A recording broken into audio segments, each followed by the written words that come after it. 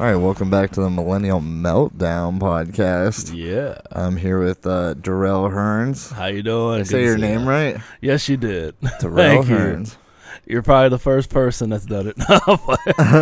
Oh, man. But, yeah, I'm usually used to Durrell. Durrell. I'm like, where'd you get the N from? That's funny. Yeah, man. Thanks. People just fucking up, dude. Yes, they are. Well, thanks for being here. Appreciate you coming. Oh, yeah. This beautiful Sunday afternoon. It's a beautiful Sunday. I love it. So a couple things I wanted to talk to you about today. First being your books, and Awesome. then the open mics you run in Phoenix. Thanks. That's how I know you. For anyone listening out there, it's just I met you at an open mic. Oh, yeah. How I've met pretty much half of my guests who have been on here. Very awesome. Just meeting people at open mics. So Heck yeah, man. You know what? I love that. Love that stuff. So you want to talk about the books first? Or? either way, man. Yeah. Right. So yeah, when I met you, you were like, "Yeah, I've written some books," and I was like, "That's crazy." I got a writing degree in college, and that kind of got us kicking off talking in person. Oh, yeah. This is 2 of the 3 books, The Lazy Man's Hustle and Powerful's The Book of Power Gain. I love it. These are, like, amazing books. Really started my journey with The Lazy Man's Hustle. That was the first one to be made.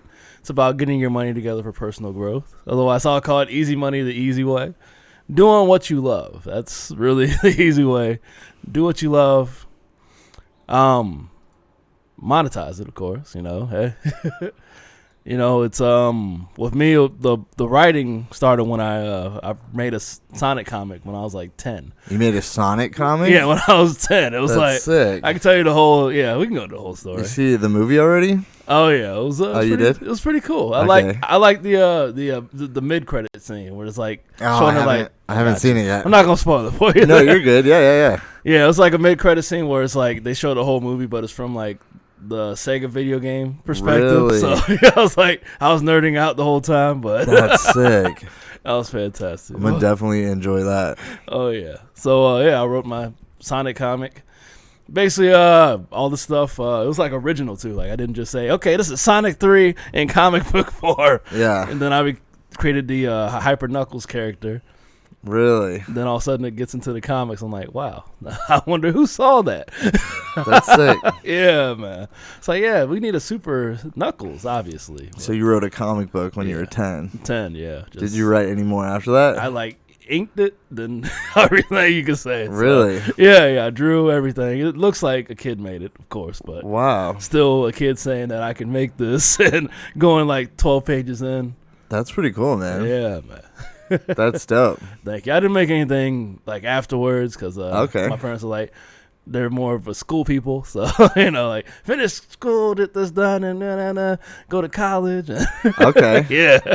That's So wild. it's like, yeah. Then all of a sudden that creative juice that still hits you. And I'm doing drama for 4 years in high school. So, Okay. still after that, I mean, a lot of stuff like seeing the creativity now. I'm like, you know what? The stuff we made back then, like we could easily have done something with it right now. I mean, Yeah. I know my buddy's still sitting on our play we made in like senior year. Like we could easily turn that into something. But that's what I'm saying, doing what you love, And one of Yeah. our things in life as people is to create, I like telling people like, I don't know if anybody's Christian, whatever, or so forth from that. I don't know if you are, right? I'm not. Not, but I'm sure you heard the stories. People say, we're made in God's image, stuff like for that. sure. God is a creator. Of course, it's not like we just look just like him. He's a creator also. So Yeah. half the stuff that's here without us using our imagination, Yeah. we still be in, I guess you could say, huts and Right. digging holes and caves and all Yeah. that until somebody like, who said that? Oh, yeah. It's time to build a house. Let's do that. You know what? We need more of a house. We need this kind of, Yeah. I need this kind of, I want somewhere to store my horse. Like that kind of, who thought about that? Yeah. It's deep. So we created that and still evolving ever since. Yeah. So it's a beautiful thing. So that's what the Lazy Man Hustle is about, using your creative energy and building for something you love. So the easy way. Okay. And Yes. when did you write that book? Oh, wow. That was 2016. 2016. Oh, Okay, yeah. 4 years ago. And it was a bestseller of 2017. So, Really? yeah, because Cool. it was around. It was like December 2016. Then after that, people are like, it's New Year's season, so people are like, oh yeah, the cool book about getting your money together. I love it. And where can people buy it? These are both available on Amazon. Then Stand for Nothing Else. That's my third book. That's available on magcloud.com. Okay. Yes. And like, what inspired you to write that book initially? Like, what caused you to be like, I'm gonna write this book, The Lazy Man's Hustle? Well, for this, I was in the military for 8 years. Oh, you were? Oh, yeah. Okay, yes. what branch? I was in the Air Force. Oh, right on. Oh, yeah. Man. Thanks for serving, man. Thank you for your support. What was your job? I worked on jets. Okay. Oh, yeah. I was, not jets. I worked on the weapon system of jets. So, weapons. That's badass. Oh, yeah. But it was a lot of long shifts. A lot of, I'd say, not needed 12-hour shifts. I mean, but we're not going to say Okay. that. Could have been different places, but I loved serving. I learned a lot. They took me a lot of places. I could easily still have been in Virginia. Like, this is reality. This is the only reality out there. Is that where you're stationed, Virginia? Oh, no. I was stationed I'm from Northern Virginia, but I was stationed in Alaska. That was my first base. Oh, wow. Okay. Yeah. My stepdad was actually a helicopter pilot in the Air Force, and Very he was awesome. stationed in Alaska for the last, 10 years. Really? Yeah, he was there, yeah. Was it Fairbanks or Anchorage? Oh, couldn't tell you. I got you. No idea. Because Anchorage is pretty nice. It's like I had to compare it to Phoenix with a lot of snow. Okay. Yeah. Like a very cold Phoenix. That's really what it reminds me I of. don't think I've ever heard anyone say that before. A Yeah, very yeah. cold Phoenix. It is. Like, That's funny. yeah, man. I mean, Alaska, you can find, Anchorage, you can have a moose, like, walking in the middle of the city. No shit. Like, Is that dangerous or what? during peak traffic, you can see them, like, just a random moose. That's wild. Were you there all eight years? No, I was there for 3. Okay. Oh, yeah. So the rest of my years were in North Carolina. Okay. So it was close to the family, but it was still a 5-hour drive. I took every other weekend, but That's convenient. oh yeah, That's nice. but it was still North Carolina, middle of nowhere. Okay. This place called Goldsboro. I mean, I think they're improving now, but it's to the level of like a small town finally gets their first Walmart. Really? Yeah, Okay. yeah. Yeah, been there. Yeah. Yeah, I'm from man. a small town. I mean, Lake Havasu is a pretty small town, so Yeah. I remember when we got we had like a small Walmart, and Yeah. then we got a super Walmart, and that was like the biggest deal in Yeah. town, dude. Like, it was like, fucking super Walmart's open, dude. Yeah, I definitely know all about small town living in that sense. Oh yes. Yeah, the littlest shit's the biggest deal in the world. Oh yes. Yeah. That's I'm from a small town too. Like I say, Northern Virginia, but it's a really country place. Like Yeah. we drove an hour to get to a super Walmart. Fucking A. That was in another small town. And it was like a day trip. Yep. Like, yeah, going to Walmart today. Yeah, we're grocery shopping today at a Yeah. super Walmart. I'm like, oh jeez. Not just grocery shopping, I'm sure clothes shopping, the whole gamut. No, those Yeah. groceries. We were those. That was like the worst thing about growing up in a small town, in my opinion, was like anywhere you went shopping and bought clothes. Yeah. It's like the kids at school all had those same fucking clothes. Yep. You know? So you're like, cool, like me and 10 kids have this one fucking hoodie. Like, or I got these new pair of shoes and so did fucking 15 other people. Yeah. That was always the worst. And then I remember when online shopping Yeah. like became a thing, Mhm. like towards middle school maybe, Yeah. end of middle school, and like that was like the biggest breakthrough for living in a small town. Like, oh, I do fucking order this on this website, dude. Like, When was that? Because I was already graduated before it caught on. I think we still had eBay. That was cool. Yeah, there you go. I was in middle school from like 2003 to 2006. Okay, yeah, it's around the same time. Then. Yeah. yeah. I remember like back then it was like, yeah, it's not safe to use this right now because Yeah, online shopping is not safe because people could steal. And then, straight up. and then like now it's like everybody's online shopping. Yep. Yeah, man, wild man. That's funny. Beautiful time. It's funny how times have changed. I'll tell you that. Yeah, right. So did you write anything while you're in the Air Force or no? I was I wouldn't say dabbling. I love music. That's my first love. Oh, okay. Actually, I was a best producer in Fairbanks 2007. So Oh, no shit. yeah, man. That's cool. That was one of my favorite ones, man, back in the day. Hate it. Not hate it. I mean, life's crazy. That's all I'll just say. I'll keep informing myself. You still do anything music-wise? I try to. I'm still making beats occasionally, but it's like it's one of those when I losing creative energy. I'm like, okay, let's make something real quick on this app. Yeah. You know, one of those, man. I'm not selling them. I'm not doing that kind of stuff because it's a different sound nowadays. It's kind of lazy. Yeah. You know. It's not the same. Yeah, there's nothing like I thought we're supposed to feel music, not just play it to play it. You know, that's fair. You know, you're not supposed to just, you know. I mean, yeah, you're supposed to say, okay, this song reminds me of this day at this time. This is when this happened. Yeah. You know, not this song has this craziness in it. Now it's a meme. Yeah. Yeah, that's fair. You know? Now it's just whatever beat is catchy enough. Right. For any song. Right. Now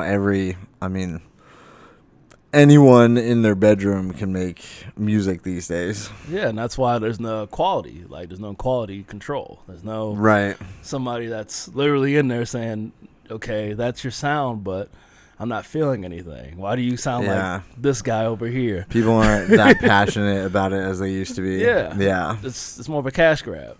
Yeah, that's fair. Yeah. And it's like a trendy thing in that aspect of like, I mean, it's one of those things where it's like the running joke of like, yeah, I became a DJ. Right. You know, it's like, oh, you did? Cool. like, oh, no shit, you're a DJ. And that's, you know, one of the things that I love about being, you know, the books at least. Hey, somebody reads it. I edited these. I put them out, everything. Because I wanted to keep my voice. Yeah. Personally. Keep my voice. Anybody else touched my book, they would have been like, oh, don't say this about this. Hey, don't do that. Don't put that out there. But that's totally different. You know, I could see one of the rappers now that are sitting in their mom's basement working at, you know, supermarket job. Right. Barely can put a sentence together without too many other words or even, you know, other stuff like that, writing something. So it's different. Right. You know? So you fucking put those out yourself. Oh, yeah. And you said you were doing a tour, like a book tour, or you came to Phoenix for the first time doing kind of a book tour? My first, I guess, tour was in Northern Virginia at an awesome bookstore called Books A Million in Dulles Town Center Mall. Love those guys. They're so helpful starting me out. So there was that, and then I just do random like pop-ups with my book. Like, I'm Durrell. Good to see you, Durrell. Hey. And then I did another one in this other area of Northern Virginia where I found out that wasn't my audience. So it was like, hate to say, it was one of those trailer towns. Yeah. Yeah. That's funny. Oh, yeah, man. Yeah, one of those type towns. So I'm like, yeah, this isn't my audience, but at least they know. They've seen me now. Right. I'm out here. So did that one, and then, a few others. And then somehow I made a lot of friends on Facebook to where they were in this area. So it was just crazy because somebody said, you know, we have an event going on, all that. And they said, yeah, you want to come out? I'm like, sure. I was say, you know, I'll do something while I'm here. At that time, I was dabbling in comedy. So I was in D.C. That's the scene I started in. And I just said, you know what? I will come in here. My first ever speaking gig, I sounded like crap, so maybe comedy will help me sound a little better. Cause I was still like, I was military. Military is that, this, that. Yeah, that was my speech. Yeah. So, you know, I'm thinking my speech was about, you know, following your dream or something like that, getting your money together for personal growth, stuff like that. And I just said, yeah, guys, so I'm Durrell. Hello. Yeah. Let's talk about money. And like nothing else to it. And then, yeah, it felt like crap. That's all I'll say. Yeah. I touched nobody that day. That's bound to happen, though, right? I mean, it's got to be like anything. It's like practice. Yeah. Plus, it's just like, I imagine it's the type of thing where you get an audience that's like probably not interested. Right. Kind of like comedy. Yeah. Where like you walk out on stage and people are like, I don't fucking care what this guy's going to say. Yeah. Like, you know what I mean? They were there to see me. They paid whatever for the library. Yeah. I rented it, and then they came in, paid whatever. Yeah. But yeah, like they were there to see me. But you know, they said, "Oh, the book guy, I love that guy." And then they see me, and I'm like, "I'm Durrell." Yeah, this is doing a bad Eric Thomas impression. It wasn't my voice at all. That's funny. It's like, why is he yelling for no reason? Why is he yelling? That's pretty good. Yeah, man. So that was fun. So yeah. So I said, let me try these mics out to get more comfortable on stage. Yeah. See, nothing's harder than a comedy crowd. Was that the first time you got into comedy? Oh yeah. Okay, so doing a book tour got you into comedy for the first time? Yeah. Interesting. I want to get comfortable on stage, and then Interesting. all of a sudden I fell in love with doing it. So And how long ago was that? that was January 2018. Oh, wow, okay. Yeah. So you're 2 years in now, 2 years and a month? Oh yeah. Okay. Yeah, that was fun, man. Like my New Year's resolution, I was doing that. So That's cool. 2018, I was like, yeah, let's get comfortable on stage, man. You can always be the book guy, but if you're not impacting anybody. So you like thought about it ahead of time. Yeah, if you're not impacting anybody, why? Yeah. Yeah, so I ended up, because I used to, the hometown I was in, Leesburg, I'll say that, Leesburg, Virginia, is in, like, we're 45 from D.C. So I moved to a place called Springfield, Virginia. It was like only 15 from the nearest open mic, because my hometown had one open mic. Okay. Every Friday, and it was a music mic. Okay. And if you started doing comedy, they said bring back the music. Interesting. Okay. You know what I'm saying? So my thing was, I tried to be smart. Well, I was smart. See, that's that negative inner talk. I was being smart You're good. to where it was. I said, you know what? Let me get a rapper, or like have a guy playing a guitar while I do a set, basically. Yeah. So they just think I'm doing music or rapping or something while I'm actually just doing a set. It was fun, man. And that was in Virginia? That was in Virginia. So I got like a hot 15 off of just having a guy rap. And Not a big comedy scene in Virginia? Not that area, no. But a lot of like a lot of the people that put me on, put me on to the comedy thing. Like I just thought, for me, because I was the book guy, I thought I was like the same celebrity per se. Like, I'm like, because I'm still like, I introduced myself back then, being the first 6-monther. I'm like, yeah, I'm a comedian. Get my first time ever on stage, my first time bombing on stage. I didn't know how to, the whole rhythm, the whole cadence, how to write a damn joke. I'm just freaking talking on stage. Yeah. And I'm like, yeah, I'm a comedian, man. Yeah, I'm a comedian now. Like, yeah. That's the reality. That's what, the guys put me on. I still love them for the past, being patient. I haven't been put on again yet. They haven't said, come back, Durrell. That's funny. You weird dude. Not yet, but That's hilarious. Because then I didn't, for me, I'd say I did the whole, it was political, but it was like to where it was like too honest. It wasn't comedy. It was just me bluntly saying stuff. Yeah. On stage talking shit. Yeah. Like, that's it. That's hilarious. Yeah, man. Yeah.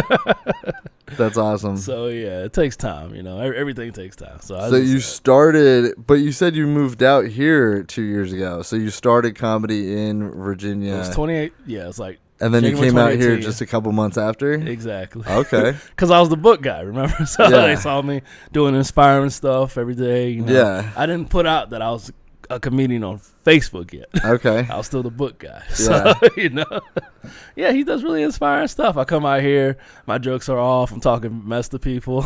Yeah. I thought he was the inspirational speaker.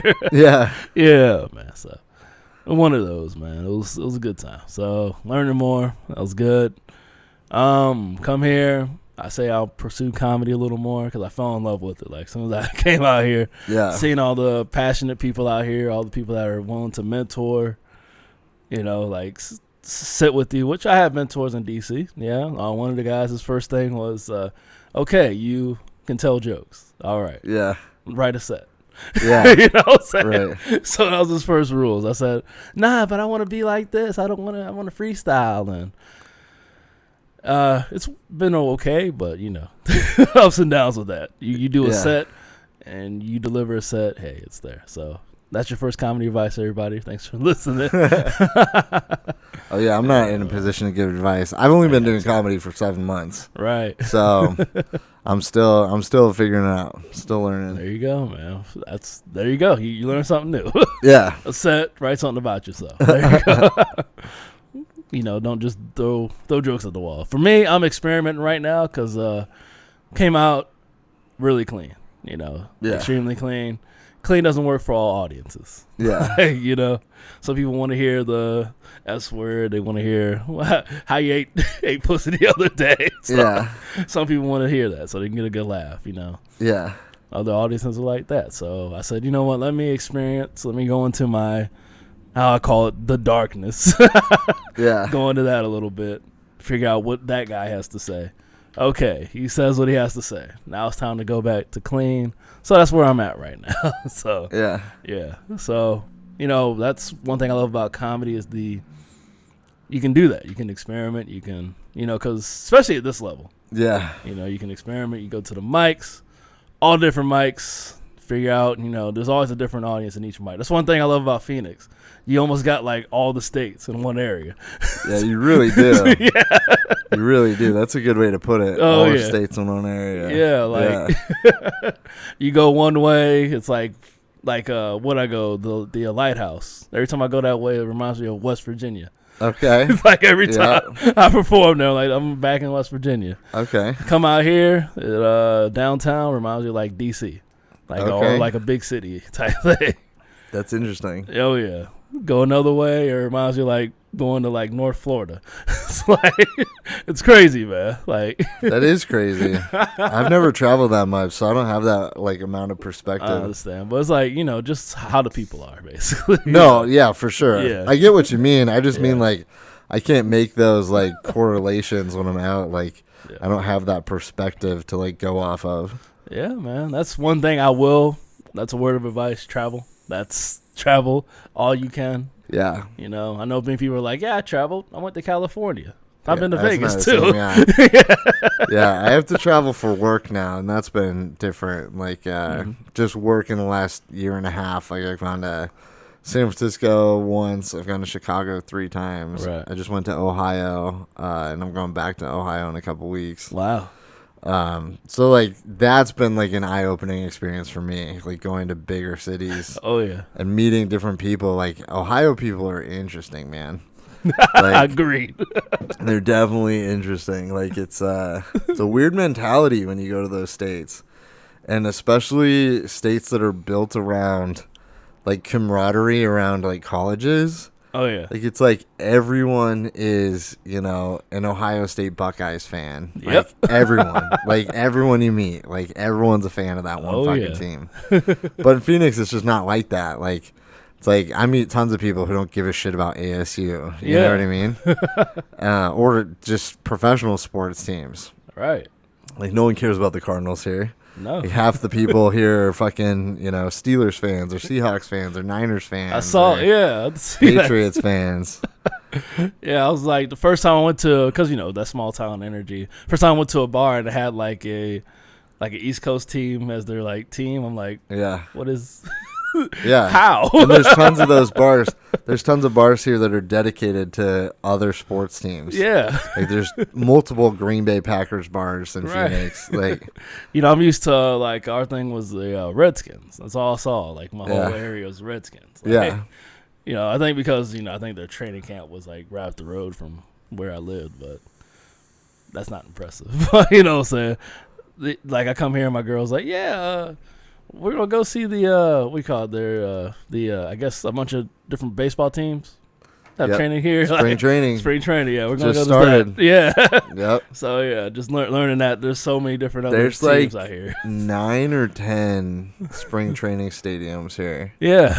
Like for like a lot of teams, like the Cubs, the Angels, Dodgers. I think the Marlins come here. Yeah. The Mariners come here. It's endless. Yeah.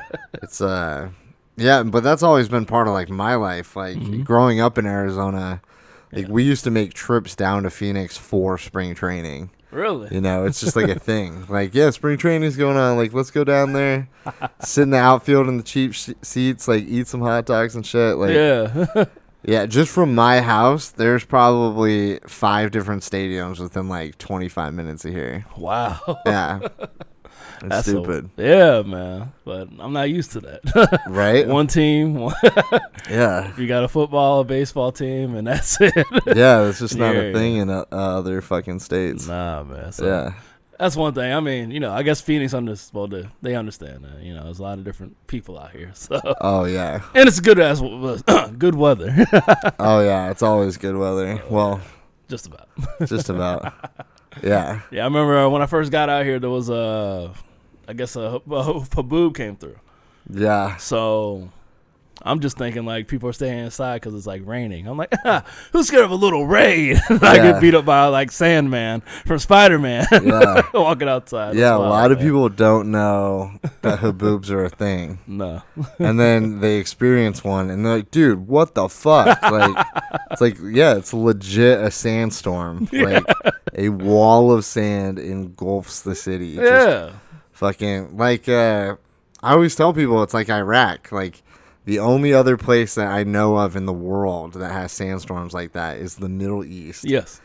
But the Middle East ones are worse. It's a rumbling wall of dirt. Yes. Like literally miles high. And you can see it in the distance coming. Oh, yeah. Ours are just kind of like a freak. Like, oh, shit, it's getting really windy. And then you can kind of see it in the distance. Yeah. And then it just comes and like engulfs you. And you're like, what the fuck? I've had to pull over before a couple times. Like just because I can't see. Yeah. And like car accidents are crazy during those. Oh, yeah. They're everywhere. Dang. I thought car accidents are normal out here. I thought that was like a city thing. Like, oh, car accidents are for sure normal out here. You got hit. You got to hit somebody for no reason. God, dude. First time. Phoenix is the first time I saw a car flipped over. The first time I saw a car flipped over. Like really? driving down the highway and seeing the car just on its back. Yep.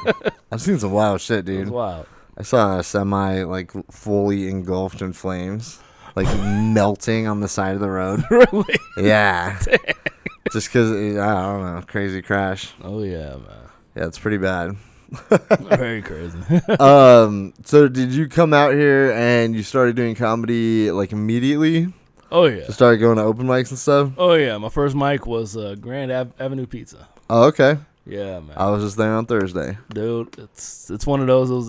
It's definitely a staple. I'll tell you that. It's a staple. But now you run your own mic on Thursdays. Oh, yes. I have the O'Connor's Pub mic. Yeah. That's very awesome. I love O'Connor's, man. It's a good energy. Always an audience. Like, you always have the, like, at least regulars, even people are like, comedy's here. Really? Yeah.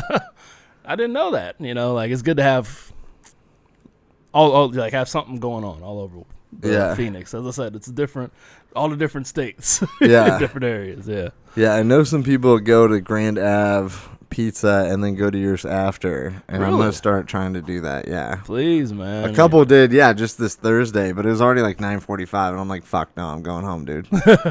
Yeah, man. I mean, you could always... But yeah, I was there with Trevor, Mishu, yeah, and then Devontae. Oh, yeah. Eastby. Yeah.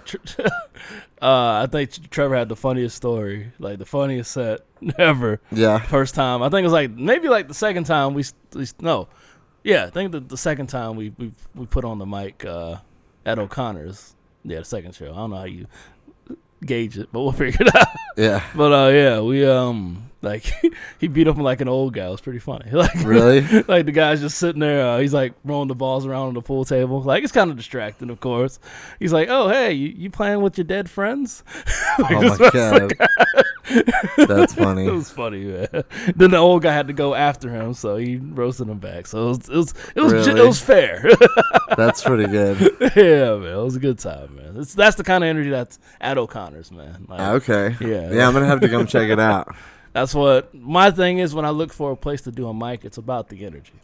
Yeah, I don't just want a mic to have a mic. Otherwise, you're gonna be in a place where they don't want you. Yeah, you know.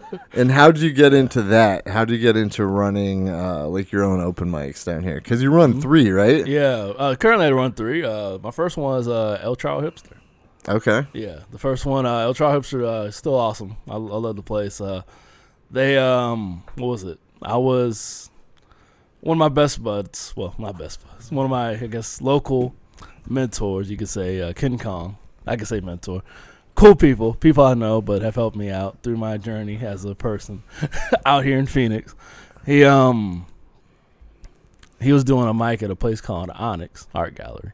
Okay. And I finished doing the mic. This is when I was like, I was doing like my clean stuff, but I leave, just go for a walk. You know, I listen to my inner voice all the time. My inner voice says, at that time, go for a walk. Yeah. So I walk down the street. You know, at night, Grand Avenue looks shady, but I still made that walk. Oh, yeah, dude. You know? Grand Avenue's a little sketch, dude. Yeah, man. There's that Trump billboard with, like, the Nazi signs on it and shit, yeah. Still made that walk, man. So that's listen to your inner voice. Those are lessons to your inner voice, and be fearless. So we're listening to it. So yeah, that's the lessons. That's what started these books, The Lazy Man Hustle, Powerfuls, everything else. Got me out here listening to the inner voice, doing all that. So I'll take that walk on Grand Ave, and this place is just open. It's not the grand opening yet. That just opened, called El Charo Hipster. Okay. I walk in, all of a sudden, I've never done a mic before. I kind of did one at a place called Bar Louie, but it's the one that was in D.C., well, in Northern Virginia, the Ashburn area. So we were there. Yeah, we did a mic there. Got a funny story with that one. But let me finish this first story, then we'll get there. Yeah, no, you're good. So, going there, they have some of the best. Like, that's one thing I love too. If I do mics for places that have great people, energy, and a great product. That's the rules for running a mic, everybody. Yeah. You know, so going there, you know, the owner's like very awesome, has a great conversation. Something God tells me, ask him to do a mic. Inner voice, do a mic. Okay, hey, can we do a mic here? Sure, let's do this. Hey, I'll build a stage for you guys. You know, saying all that. Like, damn, that's cool. Yeah. So that was a good time, man. Somehow that spun into a brunch show where we do brunch it was like 11 a.m. El Charo, and then that became a show at Metro Center. Okay. So that's where I met a lot of my, I guess you could say, buddies now, because I had them at the Metro Center.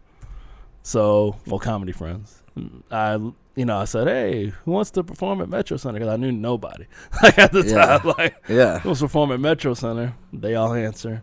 I take them in, we'll take them down, make the poster, taught me how to market, how to do all that, and it was actually a good show. They had a great setup at Metro. Yeah. Oh, yeah. Very awesome. So, yeah, stage and all that.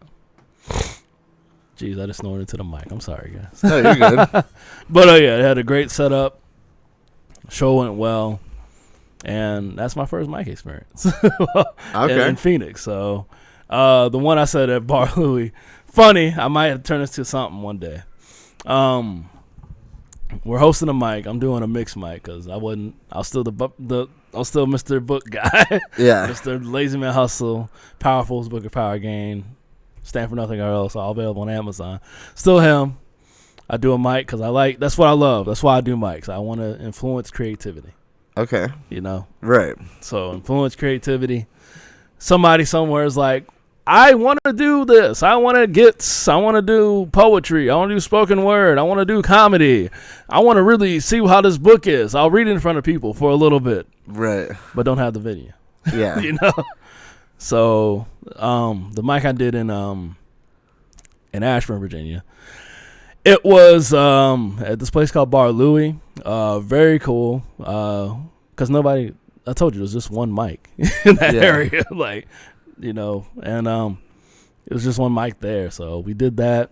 Musicians came out. Somebody spoken word who didn't even know we had something going on that night still did it. Yeah. We did a few karaoke people because it was a karaoke town. That's really what that place is, karaoke. Yeah. So we did a few karaoke, and some people did all that. That's why I really got my hosting together, because I actually slid into somebody's DM while they were there, quote unquote. I said, yeah, man, yeah, so you look really good. Like that kind of, you know, so I'm like, okay, energy. She was feeling it. She even followed me to the smoke pit, and I was like, I didn't know. Why are you following me? But it was cool, man. So just doing my hosting. But, towards the end of it, somehow some skinheads are standing across the way from the mic. Yeah. Doing their whole salute and waving the flag. I'm like, what? Really? Why are you guys here? Like, wait, in Virginia? In Virginia, yeah. That's wild. So it was wild, man. And plus, this is like a shopping center. It's like a Diet Westgate. We'll say that just to give it a scale. That's wild. Yeah, like a one level Westgate, basically. This is like the shopping center. And these guys are just sitting there across from Bar Louie, waving their flags and doing all that, like wearing like the skinhead attire, all that stuff. Yeah. Yeah. That's wild. That was my first mic experience. That's wild. Yeah, man. So that was beautiful. I think it's the first time I told this on podcast. So really? Yeah, man. That's a crazy story, man. So what gets us to the 3 mics? Given the opportunity around the whole city. You know, giving people the opportunity to get their talent out there. Yeah. I've seen several new faces, you know, since the Lacuna Cava open mic. There's always somebody new there. And that's on Wednesdays, on right? Wednesdays. Yep. That's Wednesdays at 8 o'clock, Lacuna Cava. Beautiful place, man. Like I'm saying, such a creative energy in there because, you know, I've never heard of Cava before. First time I had it, I'm like. I don't know what Cava is, I'll be honest with you. Cava, it's a root. It's a root that's like it has a calming, like a tea, like they make a tea out of it. Yeah, it's like a really calming type tea. So it's very cool, man. I love it. That they have kratom also. It's like a really energizing type tea. It's another root, really fantastic, man. Interesting. Oh yeah, that's what I love about it, man. Like it's totally different. Like sometimes I'll be restless and I'll just say I'll go to Cava real quick. Get a tea. Really?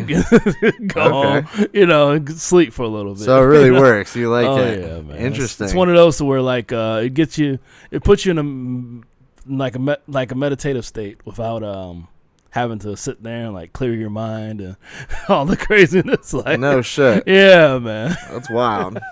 So it just unlocks that as people say, third eye, for lack of a better term. I've never really heard of it before, to be honest with you, but yeah, like you'll be in like you'll be shut this one down. Like somebody explained it as like you'll think about your whole life all of a sudden. Like that'll really be as soon as you take it. I gotta give it a shot. You do, man. It doesn't sound like it's good to drink before you do a set, though. Oh yeah, it's good. Oh yeah. Yeah. Some people it calms their nerves and they just go in. Like, really? Yeah.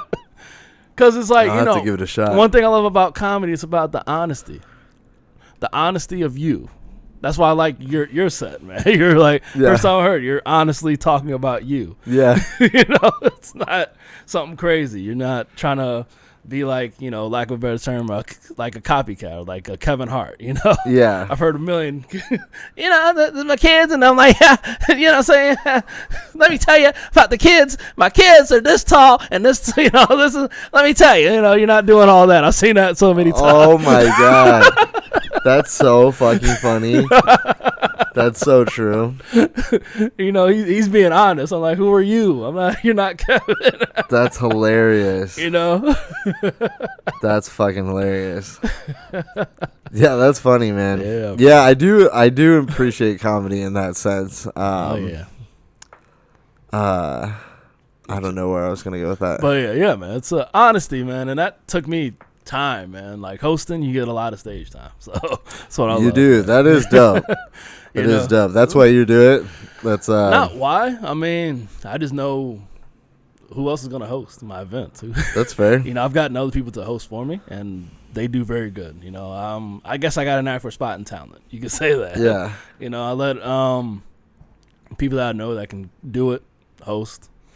Myself, just hosting is just fun. It's not. I don't do it for anything really. It's just fun. Getting up there and saying, "Hey, you get this, you get this." If you ever see me host, I never do time up top. Somebody told me finally you should do time up top, like at the beginning. Literally, man. Like, but I never do. I have people come in and do it. So yeah, that's fair. And that's kind of the new. It's kind of the new rhythm that mics have taken now. I do like when a host gets up and does like 5 or 10 minutes though. Right. Just because sometimes like I go to the same mics and like you said, like the host doesn't do a set. Yeah. And sometimes I'm like, man, I'd really like to see them do like 5 or 10 minutes just to see. Yeah, for me it's your time. Yeah, that's fair. That's why I set it up. I get the crowd looking at us. I got that voice. Yeah. Welcome, Urban Beans, guys. Clap it up for yourselves for being here, being awesome. Yeah. Hey, this is this. Hey, giving everybody 5 minutes. This guy is from this place. Yeah. One of my favorite people in Phoenix. Give it up for, so-and-so, that kind of. Let me ask you this. Like, what goes into, for people who don't know, and I don't fucking know, I mean, what goes into, like, setting up your own open mic? Like, do you, like, write up, like, an agreement with a venue? Do you buy your own equipment and bring it with you? Does the venue provide it? Yeah, we're not going to get that deep, but, Yeah. Yeah, I mean, just tell them what you need. Yeah. Go from there. That's really... It's like going on a date, you could say. Yeah. Some guys... I just know, like, some people do bring their own... Like, own their own mics and their own equipment and bring it. I bring my own. Some people just have the venues shit. For me, I had to upgrade recently because I did bring my own equipment, but it was like the really cheap speaker, you could say. Like, to where it was like, I could say like how we're talking now, all of a sudden it just distorts out of nowhere. So your timing's all off as a comic because you just said something and all of a sudden, Yeah. So bring your own stuff, man. Just because you never know. You never know if they're going to have their things all together. That's fair. For me, it's good advice. Yeah, I brought a louder, I hate to put this out there, but I did help a buddy out a couple days ago because he was doing a show. Yeah. And the venue did not cooperate worth nothing. Like he had to fight to get the equipment all in one place and how to use it to get any kind of instructions because they had already left. Yeah. You don't want to be in that situation at all. Okay. That's fair. That's why you bring your stuff. Yeah. And set it up, or otherwise you got places that don't have house equipment. Yeah. And you're sitting there and you got to, okay, now we're going to do a Shakespearean style. Here's my jokes, everybody. I am so-and-so, and this time I told my mom do not flush the toilets yet. Doesn't it doesn't work. Yeah. Yeah, man. I mean, it might work for us, but I'm not doing a play. We're doing comedy. Yeah. Yeah. That's interesting. I definitely like... as I do comedy more and hit different mics and travel around, like it's interesting seeing like the different styles of open mics and the way they're run. Like I was telling, I don't know who I was telling, Bubba, I think, about when I went to Ohio, the guy who runs the open mic, like you sign up, but then he changes the order of the sign-ups. Right. And he makes new people wait till last to go up. And he puts like the people who come regularly up on the first like 10 spots and shit. And I've been to those. And he also has comics bring up the next comic. Right. So he doesn't actually like host at all. Correct. And like for me, that was just a whole different vibe. Like that was the first time I experienced that. Yeah. And I was just like, this is just weird, like just totally different. But it just kind of opened my eyes to like, yeah, I guess there's tons of different ways to do this shit. You know what I mean? Like, there's a creativity to it, but you also don't want to lose people. Yeah. Because if you're a new guy and you showed up early, yeah, I'm talking about you were there, you showed dedication to your craft. Yeah. You were sitting there writing in the corner, like making sure you got everything together. You're in the corner, like telling your joke, like knock, knock. Yeah. Who's there? Boo. Boo hoo. Yeah. Stop crying. It's just a joke. I'm not going to tell you, okay, man, you're going last. Appreciate you. Yeah. No, yeah. I was kind of annoyed because when I got there, I was the first one there. And on their website, it said, like, sign-ups at 7, like, Mike at 8. Yeah. And so I was there at, like, 6:55 because I'm used to Phoenix mics. Right. Where people are at, list goes out at 7. Exactly. There's 10 people there at 7. Yeah. And so I was like, and I was there for work. So I was like, I can't stay here late. Like, I don't know how many comics are in Ohio. Yeah. Like, I was like, I got to be up at fucking 7 in the morning. Yeah. So I was like, I'm going to be there early. I'm going to get on the top of the list. I'm going to get out of there by fucking 9 or 10 o'clock. Right. And I got there and like the bartender's like, usually sign-ups are like 7:30, 7:45. It's like, dude's not even here yet. And I was like, well, fuck, man. Like, exactly. And so I just like ordered some food and sat there. And when the dude showed up, I was still the first one there. Yeah. I was like, hey, man, I'm Jeremy from out of town. Like, introduce myself. And I was like, I'd really like to, get on your list so like I could get out of here sooner rather than later, you know? And I was hanging out and talking to him. And he's like, yeah, just so you know, like, I don't let people, like, go up in the order they sign up. Right. And I was like, oh, no shit, huh? Like, I was like, what? And he's like, yeah, but, he's like, since you were here early, and I, like, helped him set up. I helped him move tables and stuff to put, like, the mic and the stage together. He's like, I'll let you go up in, like, the top 5, like, I'll do that for you. And I was like, cool, man, that would be great. Like, and so he put me out 5th. And but it was weird. They play videos, so they have like a local group of people who do videos, like comedy sketch videos. Yeah. And so they play videos on like a screen in the bar after like every 4th person. Oh wow! So they play like three or 4 videos every mic. It's like a show. I like it. Yeah. So, like, I didn't even follow a comic. I followed the video, which was, like, a first for me. That's awesome. So, the first 4 comics went up, and then they played, like, a 3-minute video. And then did that. Wow. And then it was me. And I was like, this is so weird. That's kind of one. I mean, hate to be that guy. Because eventually I might go to Ohio to hit some mics. But I'm like, that's kind of ones you could tell is, like, about the host. Yeah. You could tell. It's about them. It's not helping people build, stuff like that, or helping that. Oh, yeah. That guy clearly doesn't give a shit about, like, running his mic or anything. I mean, man. And he did a set, like, a 10-minute set, and he was, like, the 10th or 15th person on the list, which I thought was weird, too. I was like, why, if you're hosting a show, do you want to go up, like... In the middle? In the middle, yeah. Because by that point... A lot of people had left, right? And I was just like, dude, there's no one even here to watch your set. Like, it's not even. It was strange to me, man. I'm with that, man. It's I mean, I can see that kind of. He might be newer to running, or maybe just. He said he'd been running that mic there for like 13 years. Yeah. So he probably saw all the variants. He probably started where I'm at, where I'm like, oh yeah, it's a mic. We're doing. So he said, let's make it about us. You know what I'm saying?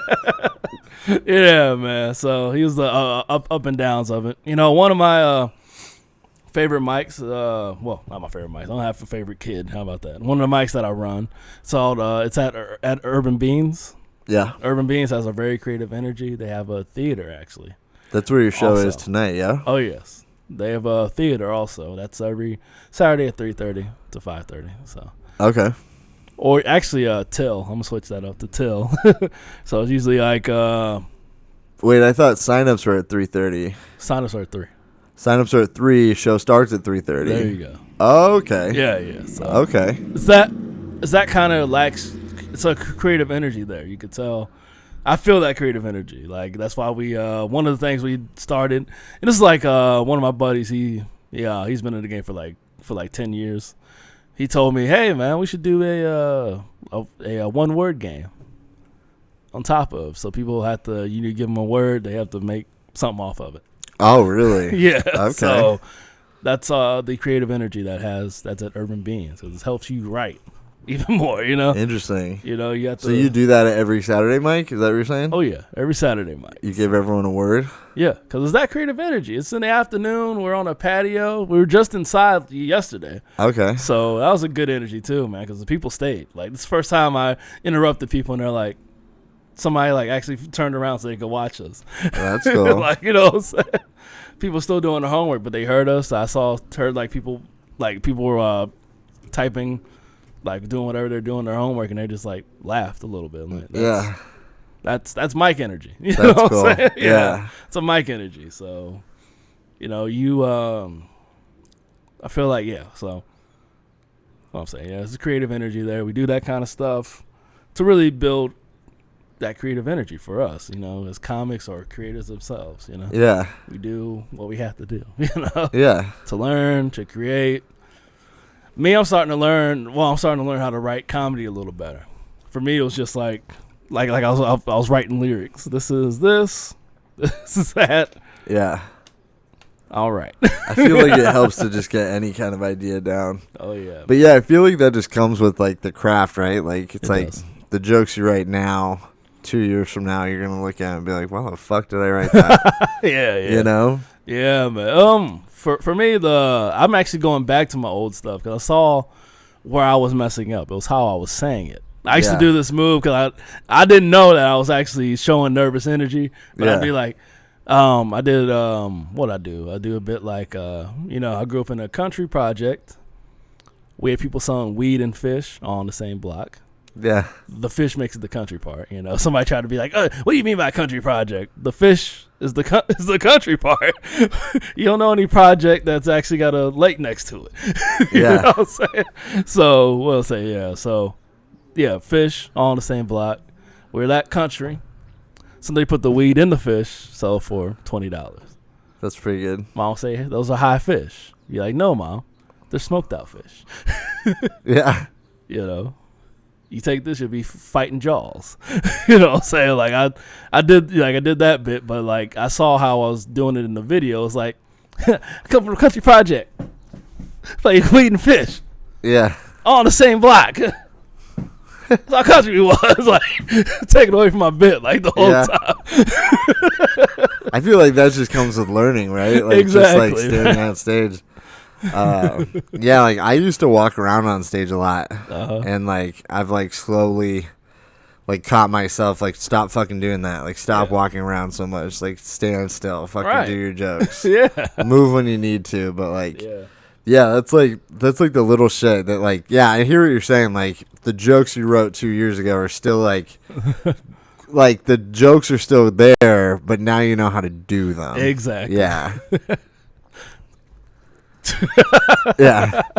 Like I was like, why am I closing my eyes? Yeah, right. What's going on? Yeah, so much about a joke is like the presentation of it, and like selling it, and like feeling like you believe it, right? Exactly. Like, I've heard some comics that do jokes that I'm like, I don't feel like you believe that story, right? Or I don't feel like you believe that was funny in that story, like right? It's like they're just going through the motions and saying the words that they wrote that they've said 100 times, and I'm like, but I need to like feel it from you that was a true story, that like was some traumatic shit or like some funny shit that happened. Exactly. Do it the same each time. That's another one. Like I know Mike say, sometimes it's just us comics there. Yeah. Say sometimes, but it's still an audience. Like, or are you gonna? It's just us here. I don't care. Right. Now that's just part of your set because you made somebody laugh at the fact it's just us here. Yeah. Just do your set. It kind of drives me nuts when I go to an open mic and people are all discouraged because it's just comics there. Right. Or people say out loud when they get on stage, I know you've all heard my jokes before. Right.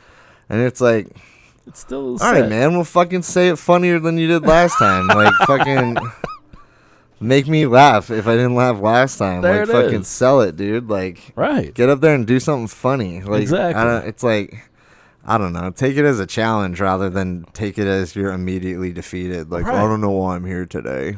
Yeah, it's man. I hate it when that. Yeah, just like you said. Yeah, it's disgusting. Man. I hate it. Why we gotta point that out? Like I did a recent guy, Kane O'Connor's. It was a day I had a new host. Yeah. So I don't know if it's like some kind of passive aggressive stuff. Who cares? Mm-hmm. But he was he got on stage, and for what the guy that hosted said, it was a packed room. Everybody was where they're usually at. Everybody hangs out they hang out at the bar because that's where the bartender's at. Yeah. It's $4 craft draft Thirsty Thursday. Okay. Where are people going to be at? Yeah. There's like the bar, then there's like a place with tables and stuff. Yeah. Most people are going to be like, okay, I don't want to wait for, I'm going to get my drink and sit here. And then if I need another drink, I'm going to sit here and turn around instead of standing up and walking to the guy and saying, can I get a drink? Yeah. So all of a sudden this one comic gets up. He's like, this guy told me it's a packed room, which is usually it's packed. So he says, well, it's just 5 of us in here, so let's kick you off. He just does that. I'm like, dude, just because on video you want to make it sound like that? Because a guy that has way more respect than you told me it's a packed place. Like, right. When I show up, it's packed. Like, I'm like, what? Yeah. How'd it go? All that, Because, you got to follow up. That's another thing. Treat your events and your stuff like a business, man. Like, that's all you got to do. Show up early. It's not just them donating to you. Show up early. Get your stuff set up. Do a promo, all that. So I'm teaching y'all my secret. Show up early. I'm at least like an hour and a half early before. Like, okay. Set it up. Do everything because this is a part of your life. Like it's not. This is still like you said, like a presentation. It's still part of your presentation. And people remember. It's like I haven't done every mic in Phoenix. Right. I've done a good chunk of them so far. But yeah, I definitely know the ones that I've seen that are like well done, well put together. Right. Clearly the people running them care. Yeah. And I've definitely been to ones that are just kind of like, we're doing a mic tonight. Yeah. No big deal. Who cares? Yeah. Like, if you want to do 5 minutes, whatever, dude. Like, you know what I mean? But then there's other ones that are like this is a structured fucking mic. Like, we do the same shit every week. Like, it starts at fucking 8. Yeah. Like, everyone 5 minutes. Like, stop fucking. And I've been to places where, like, people quiet down because like, the fucking mic's starting. Yeah. And then I've been to places where everyone's super loud. Right. And the mic's starting. And it's just like, you remember as a comic. Yeah. The places that are better to go. Right. You know what I mean? Right. With that, occasionally we have people talking. At one of my mics, they have people talking, but the bartender tells them to shut up. So the fact that we get a call from the bartender's like, thank you. Like, it's nice that the venue's on board. Right? Yeah, man. So, that's the places I like, man, that support creativity in all its forms. Yeah. That's another reason why I like the place that I go to. So, what am I saying? So just that, like there's always going to be somebody that's going to be, oh man, there's only 5 of us here. But as I said, show up early. You're presenting a product to them. If you booked me, let's say I'm speaking for your company. You say, okay, Durrell, we're going to give you $5,000 just to motivate my people to do better work at my job right now. At this place right now, at my company. Do better work at my company, Durrell. I liked your speech you did on this video. I've been in this conversation, that's what I'm saying. Yeah. So, one of this time, okay, send the check over. If I show up an hour late during your conference, you're not going to mess with me ever again. Like, right. And that's $5,000 I might have missed out on, or that's an extra, for you having me. Like, that's the presentation, what you're selling them. That's what it is, You're not telling them, oh, yeah, I'm a personality. I do whatever. I'm a celebrity. Who cares? Like, right. I'm known out in these streets. Right. Yeah, dude. And that's part of being a comic in general, just being likable off stage, right? Yeah, man. Like, yeah, you're selling them something. It's not you. You know, I've never saw a salesman that says, "Okay, you want this, leave." Okay, see ya. Right. Cool. Yeah, you want them to come back. Yeah, exactly. Yeah. Yeah, you want to give them a reason to come back. And remember a reason to remember you other than, like, that guy was a fucking dick. Yeah. You know? Be memorable. There it is. Memorable for good reasons. Be memorable and be likable. Yeah. Personable. Yeah, I think a lot of that comes with age, though, too. I know I have, like, similar themes going on this podcast lately, but I keep talking about, like, the different age of comics that I meet. Yeah. And just people in general. Like, as a 28-year-old, I'm more on the older side of comics in the scene. Right. And sure, there's tons of comics in Phoenix in their 30s. Yeah. But, like, the majority of people hitting open mics, I would say, are in their early 20s. Yeah, youngsters, yes. Yeah. And granted, a lot of them, you know, started as teenagers. Like, there's people who started when they were 17 and 18. Right. But still, like, meeting them in their 21, 22, 23, it's just the difference of life experience and the difference of, like, maturity level of, like, just everything, like, in their jokes, in their wording, in their behavior, off stage, on stage, like, I don't know where I was going with this, but it makes sense. I mean, no, you're going well, man. But I think age comes with a lot of that, like, learning, like, you know, to be likable off stage, to be, like, personable and present with people, and, like, you know, not being on your phone. Right. And checking social media or texting and shit while you're at an open mic trying to, like, one of my biggest pet peeves is, like, comics who fucking sit there on their phones and shit while people are on stage doing sets. Yeah. I'm like, dude, get off your fucking phone. I've seen people in front rows. Just, like, right. Like, get up and go to the back of the room. Yeah. Or go to the smoking area or whatever. It's just like for me, it's like that basics of, like, respecting the people that are on stage. Yes. Like, when I'm on stage and you're a comic and you're sitting right up front and you're just fucking texting the whole time, I'm like, why? Yeah. Like, I didn't do that during your set. Yeah. Like, why are you doing it during mine? Right, man. And maybe it's part of me just being, like, a little too sensitive about it in a way, but I don't think it is. It's not. I think it's just kind of that, like, we're all there to support each other type of shit. And it's like, just have that kind of self-awareness of, like, the situation you're in and how you're acting around people. Yeah. You know what I mean? You know, I can understand that, being on your phone during that, or for us, a lot of our material's on our phone. So for me, if you see me on my phone at the open mic, I'm correcting something or I'm adding a line that I improvised and it worked, you know, on stage. So that's when I'm, you know, on my phone and stuff. I mean, a lot of us are doing that. Can't be mad at a comic doing that. I mean, I know you're early because we're still, as I said, we're working on our material. Oh, no, for sure. Time, you know, I don't mean being on your phone, like, at all. Yeah. But I just mean, like, if you're doing useless stuff, you feel it's useless. You're just blatantly, like, ignoring the person on stage. You put on, like, a YouTube video while the person's talking. Yeah. Or, like, a good example is, like, even not a comic. Like, just 2 weeks ago at Bubba's Mic at the Grand, like, there was a guy sitting right next to the stage smoking a cigar the whole time. I saw it, And I'm just like, dude, like, that's so rude, man. Like, people are standing 3 feet away from you. Right. And you're literally just blowing smoke towards the stage all night. Yeah. I'm just like, man, like, have the self-awareness to, like, go sit somewhere else. Exactly, man. That's another thing that's lacking just in people in general. Self-awareness. That's what Powerfuls is about, actually. Building that self-awareness of yourself. Yeah. Like, don't hit your vape pen sitting in the front row and blow it at the comic who's talking on stage. Shit like that. Like, just stop doing shit like that. It's like, dude. As you said, there's it's an age level. I mean, I remember when I was like 18, I'd say some dumb shit. You know, when I was like one way I broke up with somebody when I was like 20. What is like, it was unintentional. So, you know, you're 20 years old. You don't have the fat on you yet. You're still, you know, me being in the military, I'm working out. So I'm a dude with benefits on top of looking decent. It's all, you know, looking good. And those,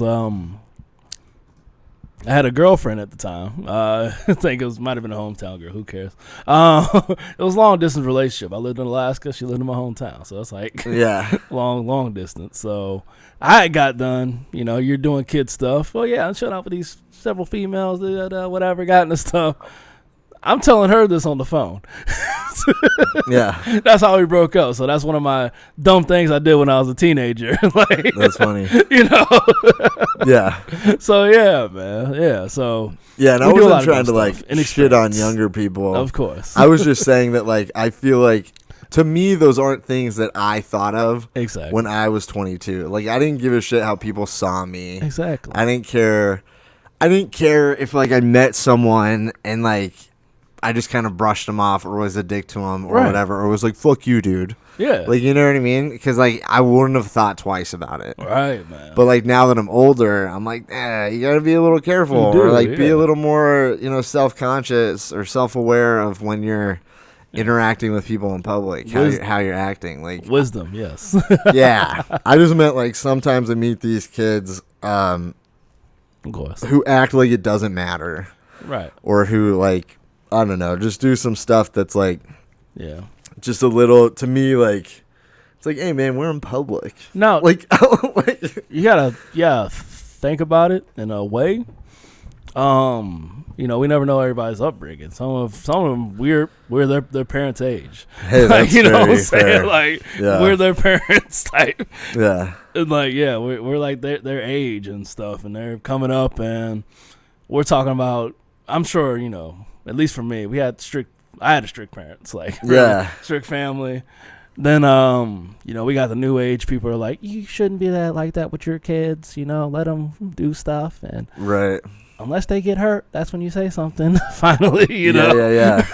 Oh, man, the difference in parenting styles from back in the day to now is insane. Yeah, man. I was just talking to my fiance about this because we went out to breakfast yesterday, and there was a couple with their kids, and their kid literally just stood up and sprinted around the restaurant. And, the mom got up and kind of, chased him, but she was, smiling, laughing about it, oh, come here, Yeah. And I looked at my fiance, and I was like, if I did that when I was 5 at a restaurant, my dad would have beat my ass. Exactly. And he would have taken me and sat me in the car and been like, we're done having breakfast today. Yeah. You know what I mean? Yeah. And, I was like, today, though, it's just kids are just having fun and being kids. And I'm like, no, man, Jesus, it's so weird. It's just to me, I'm like, that kid thinks it's okay to get up and run around at a restaurant. Yeah. And you're not teaching him that it's not.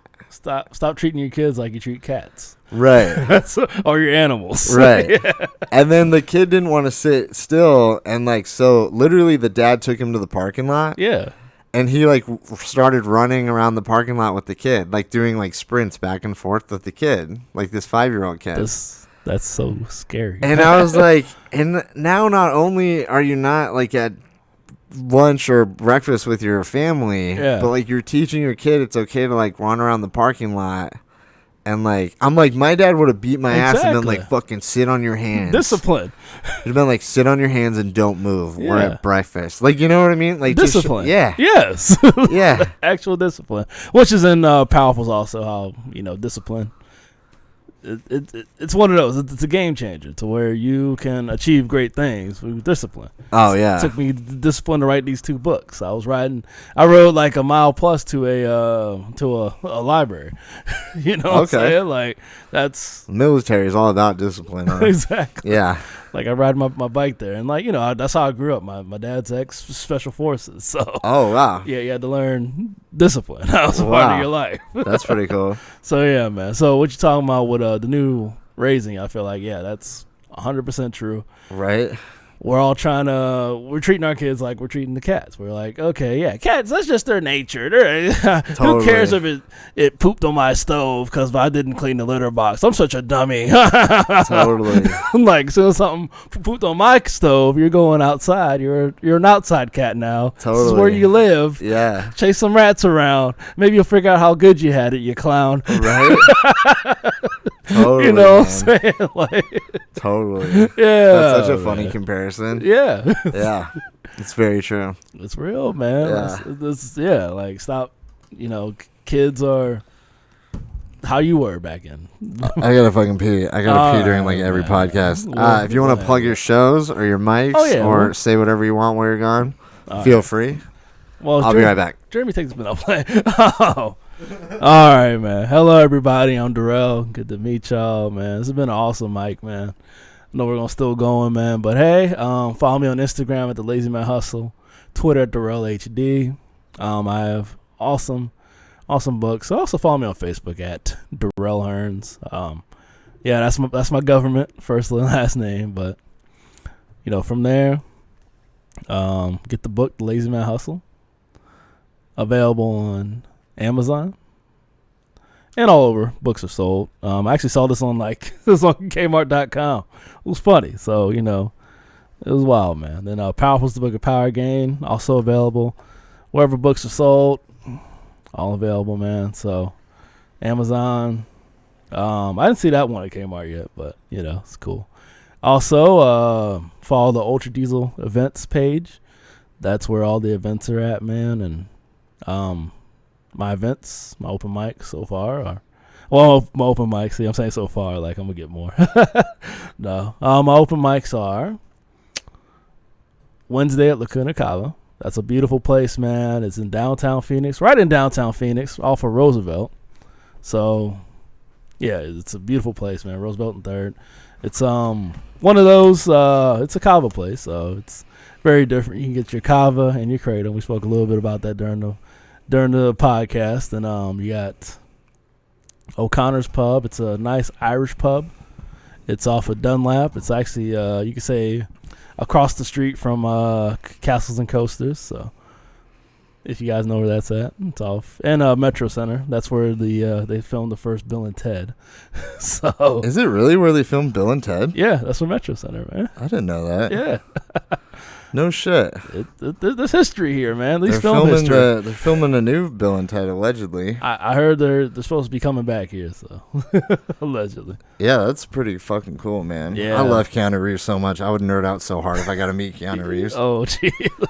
You probably talk to his people, man. I was just explaining to my I have a writing partner. His name's John. I was explaining to him that like Keanu Reeves is like part of every generation. Yes. Because of the different movies he's done. Like in the 80s and the late 80s, early 90s is like he's in Point Break. Right. Bill and Ted. And then, The Matrix came out in like 99. Right. And then what was after The Matrix? He has a good agent, man. Right. And now he's doing more Matrix movies. John Wick. Oh yeah. He was just in Toy Story 4. Yeah. So now like he was introduced to like little kids basically. Yeah. Like I'm like, dude, he's like just this multi-generational like superstar. I don't know how you can hate Keanu Reeves. You can't, man. But the O'Connor's Pub, that's on Thursdays at 8:30. Let's Goes out at 8. And then you got Urban Beans open mic, which is my favorite, man. One of my favorites. As I said, I hate saying favorites. It's like, it's one of my favorites, man. It's one of those, it's got that creative energy, and they have a theater. Actually, somebody auditioned. I had two people audition for a play that's going on at a side theater. So that was this past Saturday. So really? Oh, yeah, man. So you get a lot of variables, man. They auditioned during your open mic? Yeah, like they walked to the theater, like while we were really on the patio or inside that time. That's wild. And did an audition, so it was beautiful, man. That's crazy. Yeah, it's always, that's what I love there, man. Creative energy, people, you can expand your whole, your talent, expand your talent to where, like me, I got the books. Somehow I got into comedy. I was speaking into comedy. Then now I'm doing mics and stuff. So yeah, man. It's you always got to expand your talent. Don't stay stagnant. I came in and did a whole tangent on Keanu Reeves while you're trying to plug your fucking spots. It's cool, man. So Urban Beans every Saturday at 3:30. Let's Goes out at 3. It's a vegan restaurant. That's what I should have said. A vegan restaurant. Hey, babe. A spectacular vegan restaurant. Oh, thank you. Would you like a banana? Awesome. Sure. Would you get another one? Here, you have this one. Thanks, man. I'm not going to eat it on camera. I don't want this to turn to a different kind of show. But. Oh, that's hilarious. I'm going to eat it on camera. I'm hungry. I want a banana. All right, man. Oh, what am I saying? Sam just texted me and was like, do you want anything to eat? I was like, I will love a banana right now. I kind of want your Fritos, man. Feel free, man. Yeah, let's trade. Do it up. No, she's already on the way with another banana. All right. I didn't ask you about the second book, though. Mm-hmm. We talked about the first one, right? Okay, I'll finish we'll do that. We'll do the vegan restaurant, really good. Everybody's loved it that's went there. Keanu Reeves is the same age as my parents. It's kind of crazy. Like, he's in his mid-50s, I want to say. And, the fact that he's, like, on what he's on, man, it's beautiful. Okay, so. That's so funny. Thanks, babe. It's crazy, man. Like, how you put it to scale. Like, it's really true. Like, right? Yeah, man. But, so, what was your question, sir? I don't know. Leave it to me to come in and just run the train through whatever you're talking about. Yeah, man. Right across from Metro Center, where they film Bill and Ted. Keanu Reeves is a bad motherfucker. Like, thanks, dude.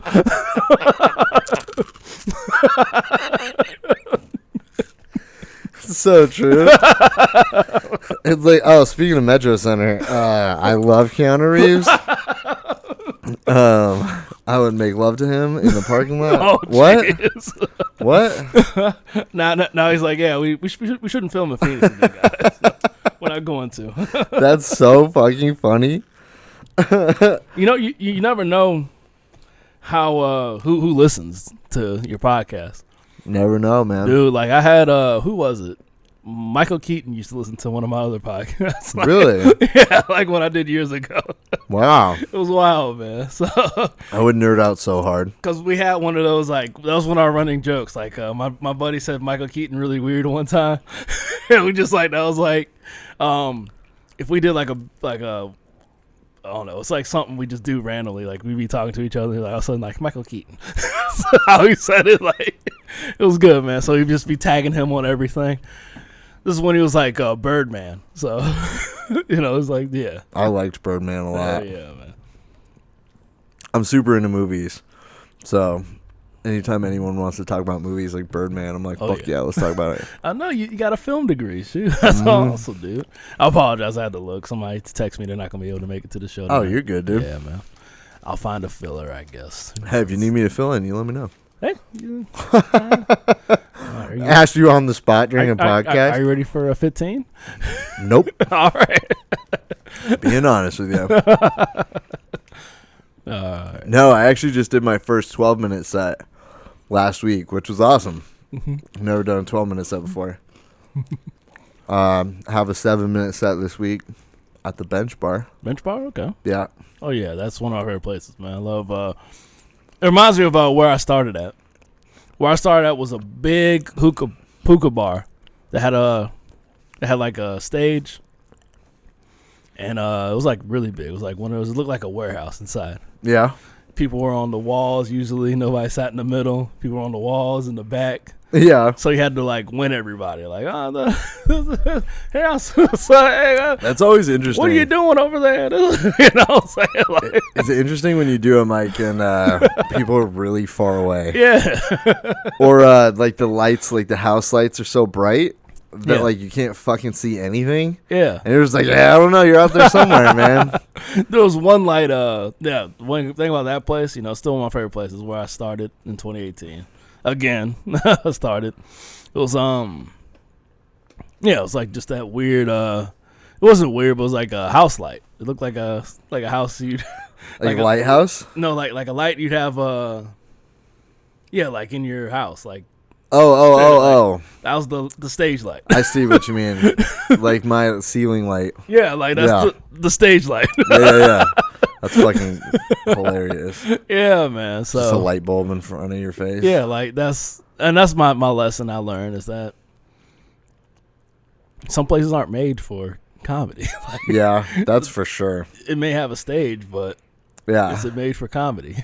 Yeah, that's for sure. Yeah. Yeah, people have asked me if they can see like videos of me doing comedy, you know, Yeah. and I'm like, no. Like it's like it's not ready yet. It's well, that too, but it's a totally different thing. Like sitting in an environment where you like have a drink, waiting to like hear some jokes, than like just pulling it up on YouTube and like being like, oh yeah, it's kind of funny. Like, you know what I mean? Yeah, man. Like it's a totally different. I would much rather go and see a comedian live, right, than watch their comedy special on Netflix. Right. You know, it is a different energy. I saw Kevin Hart live twice, and it's just like it's different. Yeah. You know, it was me and my cousins going to see him, and it's just like, just in a room full of people laughing. Yeah. Just you. Oh, they laughed. Cool. Right. I didn't find it funny. Right. All right. Right. And I feel like a lot of the times I do that shit, like at home, and I'm like, yeah, it wasn't that funny. Right. Like, it might have been funny, though, if I was 2 or 3 beers in. Right. And I was sitting in a crowd. Yeah. And I watched the opener and a fucking feature act before that person fucking did that joke. You know what I mean? It's all about that's what my theory in hosting. It's all about the energy you bring. Yeah, it's totally. Especially in person. Before, before Kevin Hart's special, I think it was one of them, it was Not Laughing My Pain. It was the one after that. Yeah. Then I saw the one where, his most recent one, the one before his most recent, where he's wearing the black and all that, yeah. Mm-hmm. Saw that one. And in person, he has 5 different people start. Like open for him. Yeah. Like, you know what I'm saying? Like, yeah. And then that's crazy. He brings 5 fucking people. Yeah. That's wild. 5 people who go open for him, and then he goes on. That's wild. And he has a host. And they all do like 10 minutes? And he has a host and everything. Like, really? Yeah. Do they all do like 10 minutes or 7 minutes? Or at that time, I wasn't a comic, so I didn't know. It wasn't like, yeah. I was just like enjoying the show. That's fair. If I was a comic going back, I'm like, oh, okay. Nope, that's interesting. Yeah, that's wild though. I saw a few cats bomb, actually. That's the funny part. Really? And I'm like, you're on a world tour. Yeah. Just seeing you guys bomb. So might just be trying new shit though. You know? Man. That's cool. I have heard Kevin Hart's like one of those comics that's like really all about helping like the new people. He is. It's like, very cool. Yeah, he puts on that Comedy Central show. I can't remember the name of it. Kevin Hart presents whatever the fuck. Mm-hmm. And now Bill Burr does one of those too. Mm-hmm. It's called The Ringers. I think called The Ringers. Yeah, I think it's cool that like comedy is growing so much now that there's so many venues in that aspect that like people are getting more time, like TV time. I love it. YouTube time. Oh yeah. Yeah, Kevin Hart's doing a lot of shit on YouTube with comics now. It's cool that there's so many different outlets. Dude, it's beautiful, man. That's what yeah. Yeah, like it has grown. Like I noticed there was a boom at the same time when I started. There was like newer people coming out of nowhere. Like everybody. Cause let's say I got on a stage at an open mic in 2011. It wasn't as many people. Like it really wasn't. It wasn't like how it is now. Like it was. So you did an open mic back in 2011. 2011. Yeah. So you gave it a shot before you like got into it 2 years ago. Okay. Yeah, man. So it's 2011. This is when I'm just.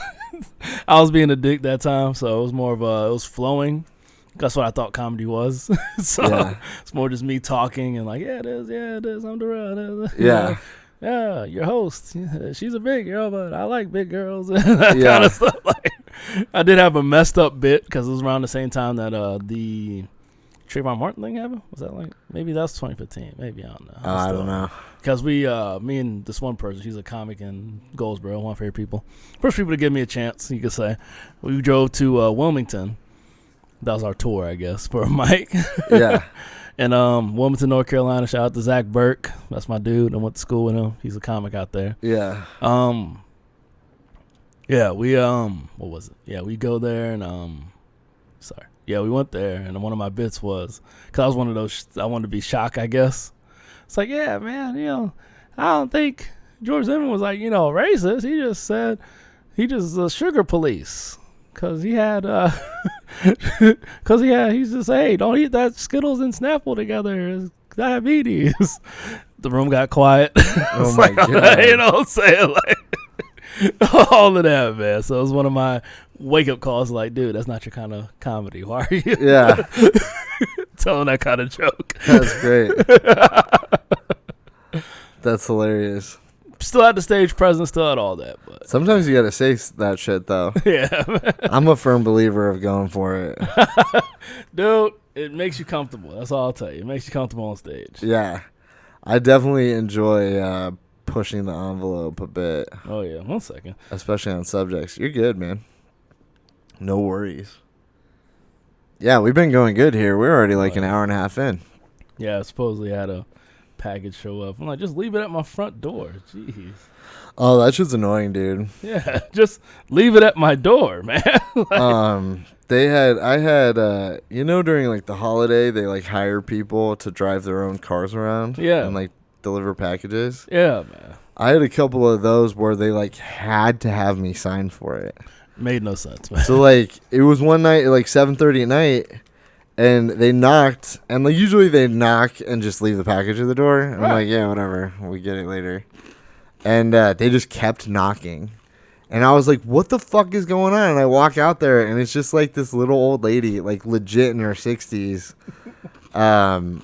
like, oh, just dropping off your Amazon package, but you need to sign for it, like.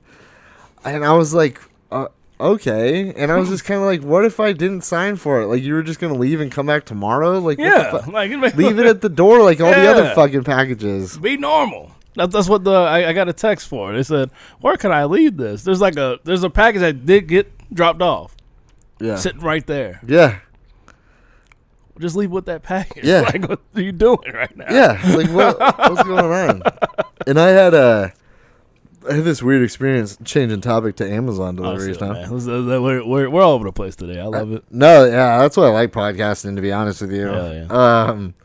But I ordered a couple things and they just came with labels on them in no box. Right. And I was like, what the fuck? My fiance ordered that air purifier actually. Yeah. And it just came the air purifier box with the label, like the tracking label for Amazon. On it. And so it arrived, and I work from home, so I got it. Mm-hmm. And I was like, this is an air purifier, like fucking cool. And it was like one of my Christmas presents from my fiance. She was so pissed. Mm-hmm. She's like, it just came like this without a box on it. And I was like, yeah, Amazon's fucking up. Yes, they are, man. But they left that at the door. Right. Like, I was like, what the fuck? You know, like, well, for me, I live in, because I like the part of Lazy Man House is living well below your means, so I'm staying in the studio apartment on, like, you know, the hood, you could say, of Phoenix. You know, so that could be a reason why they're like, okay, we shouldn't. Oh yeah, maybe somebody might grab it. I still haven't got like anything stolen yet, so you know. Yeah, I never have. I've lived in a couple different neighborhoods in Phoenix, a couple sketchy ones, and it was always a concern for me. Right. But it never happened. No, man. It was bad enough. Like, I had a neighbor, like, she would grab my package before. It's like, don't. I just want to come home and grab my fucking package. I had a neighbor like that. I lived in Flagstaff. When I lived in an apartment, my neighbor regularly took the shit off my doorstep and put a note on my front door. Yeah. Like, hey, neighbor at this apartment has your package. And, like, just some, like, lady that was like, oh, I just didn't want it to get stolen. And I'm like, you stole it. Exactly. I'm like, it couldn't get stolen twice. Right. You stole it. Yeah. Like, I know you left a note and, like, I got it from you, but it's like, you could have just left it there, just you fucking weirdo. Exactly. Like, I don't touch your shit. How do I know you didn't open it and reseal it? You know? Right? Like, oh, it wasn't worth stealing. Like, I guess we'll give it to him. All of a sudden, I got anthrax. Yeah. They go out and put the note on your door after they open it up and decide they don't want it. Yeah. That's horrible, man. But I had to tell him, like, please don't touch my stuff. Thanks. Right? Just don't leave it alone. I had this one time I ordered a new computer when I was in college, and I wasn't home to, like, sign for it. And so they took it to my apartment manager's, like, office, you know, just the front office, and they signed for it. But then there wasn't like a record. Like they didn't like email me. They didn't like call me and let me know they signed for it. Right. There wasn't a note at my door. So I just got like the email that was like, your package has been delivered and signed for. Right. And it had someone's name that I didn't recognize. Like I didn't know that was my landlady, you know? Yeah. And I'm like, who the fuck is this lady who signed for my fucking package? Yeah. And I like emailed them. I'm like, I didn't sign for that. Like, what the fuck? And like, they're like, oh, like the driver took you to your front office. And it was like a Friday after 5, so the front office was closed. So I couldn't even get my package until like Monday when they reopened. And I was like, this is bullshit. Just dropped it off. Like, what the fuck? Amazon's messing up, man. That's it. The Amazon in Phoenix is messing up. Yeah, it's like the weird anxiety you get, like, waiting to receive a package. Right. Right. And then it doesn't come, or it comes and you don't know where it is. You're like, what the fuck? Yeah. It's horrible, man. I hate those people, man. It's all So everyone can relate to it, though. Yeah, I love it, man. I might be a new bit. Who knows? Right? Some solid bits do come out of podcasting, that's for sure. I'll do it for a kindergarten class. Yeah. Your Amazon, your package never show up. Somebody else signed for it. Huh? You get it right, kids. You'd be surprised. Kids nowadays probably do get it. You get it right, kid. Those kids are just in there like, totally. It just didn't show up all the time, man. Like somebody else, they taking it to their house. Like, oh, come on, man. See, I just did a solid one right there. That could probably be a solid like Bill Cosby joke. What is it at? Who, I mean, you know, people say, you know, all the stuff that whatever, but he's a solid comic, man. Like Bill Cosby? Solid. Oh yeah, one of the best. Exactly. Like, you know what? Us in the comedy community should not discount him at all. You know, everybody says Richard Pryor, all that. Bill Cosby needs to be in that. Like 100%. No, Bill Cosby, I mean, from that generation of comics, how do you not say Bill Cosby's one of the top 5 comedians of? I mean, when did he get started? The 1970s? No, 20s. 1920s. There's a video of him like 19. I'll show you. Just 1920s. That's 100 years ago. I'll show you. Here you go. He's not that old. Are you ready for this, man? I'll show you this. But I'm saying, when did he release his first comedy album? Album was probably the 60s? Yeah, probably 60s. Judging by, or 70s. I think he popped in the 70s. Oh, probably older. That's like the original. Discographies.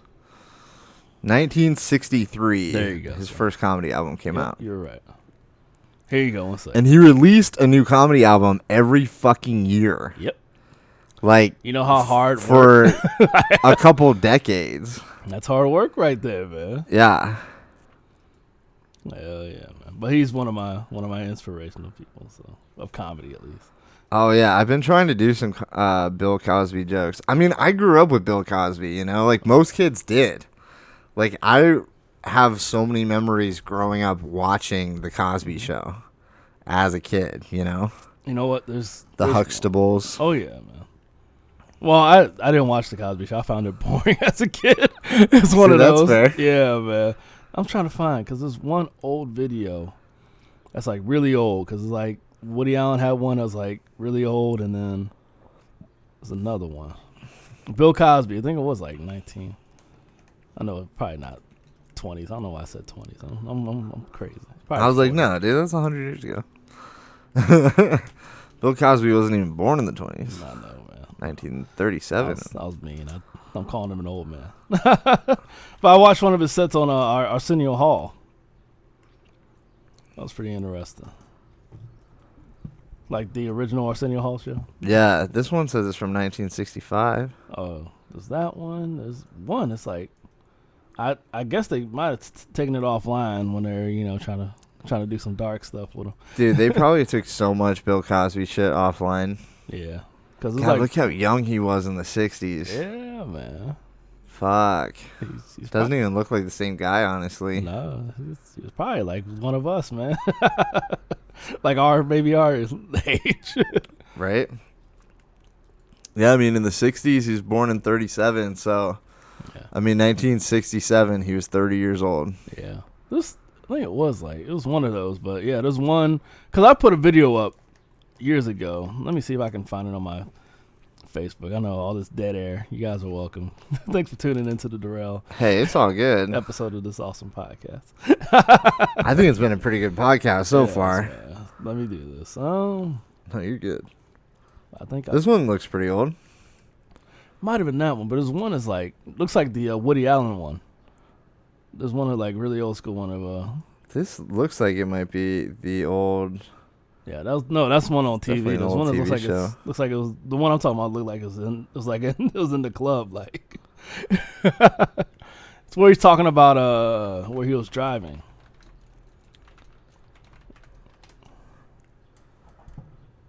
Yeah, I know, man. Well, that said, a lot of it was probably taken offline. Oh, so much of it fucking probably doesn't exist anymore. Yeah. It's really sad, man. I mean, I understand what Bill Cosby did was terrible, but at the same time, how do you discount what they did beforehand? Exactly. It's like, to me, it's the same thing as right. I mean, there's so many different examples, but like I think about people like Pete Rose. Pete Rose has been shunned by the baseball community forever now for cheating, for betting on games when he was a manager. Yeah. But he was one of the greatest baseball players of all time. Right.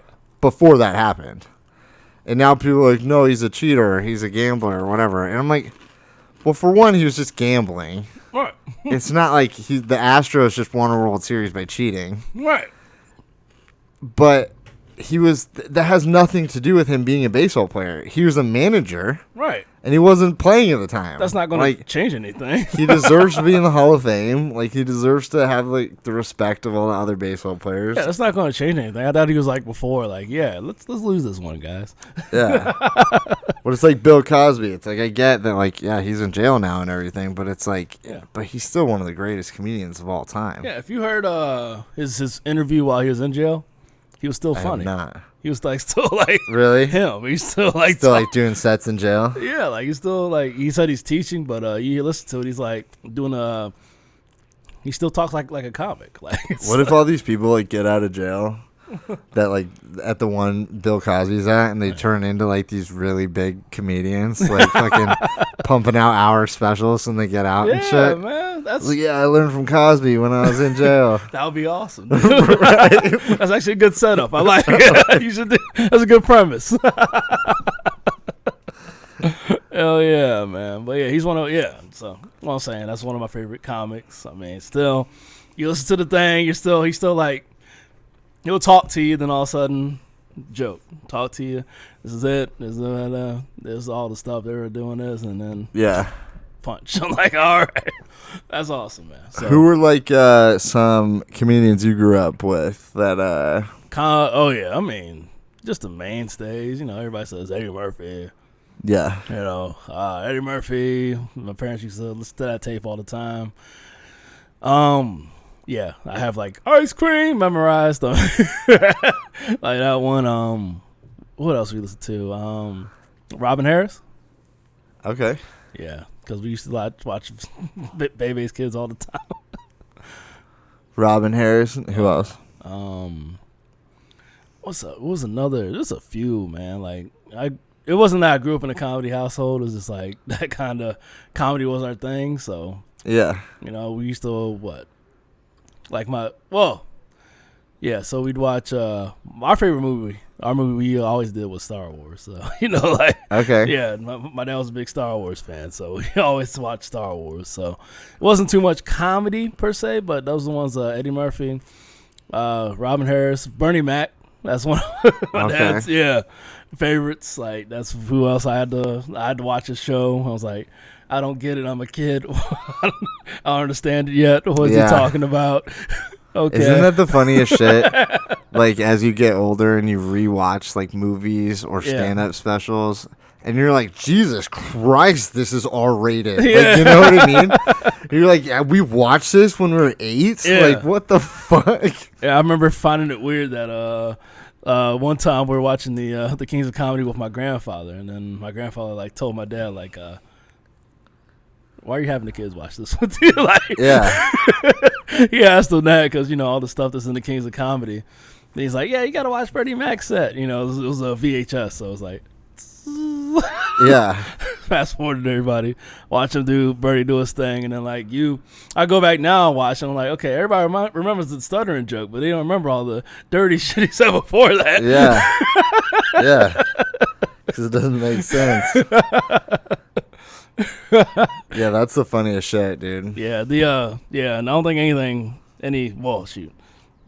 there are a bunch of jokes. Like, I think for me, I actually did a reenactment of the stuttering joke. I can actually redo it for you. Yeah. I don't know if you want it on here, but oh, you're good. I mean, whatever. But I did it at a Devil's Advocate on one of the Mondays. Really? Yeah. So it was fun, man. Because I was like, okay, I didn't know I could do that. Yeah. Didn't know. That's cool. So I guess I saw it that much as a kid. So that's one. So Bernie, Robin Harris, Cosby. I say comedy writers would be Mel Brooks.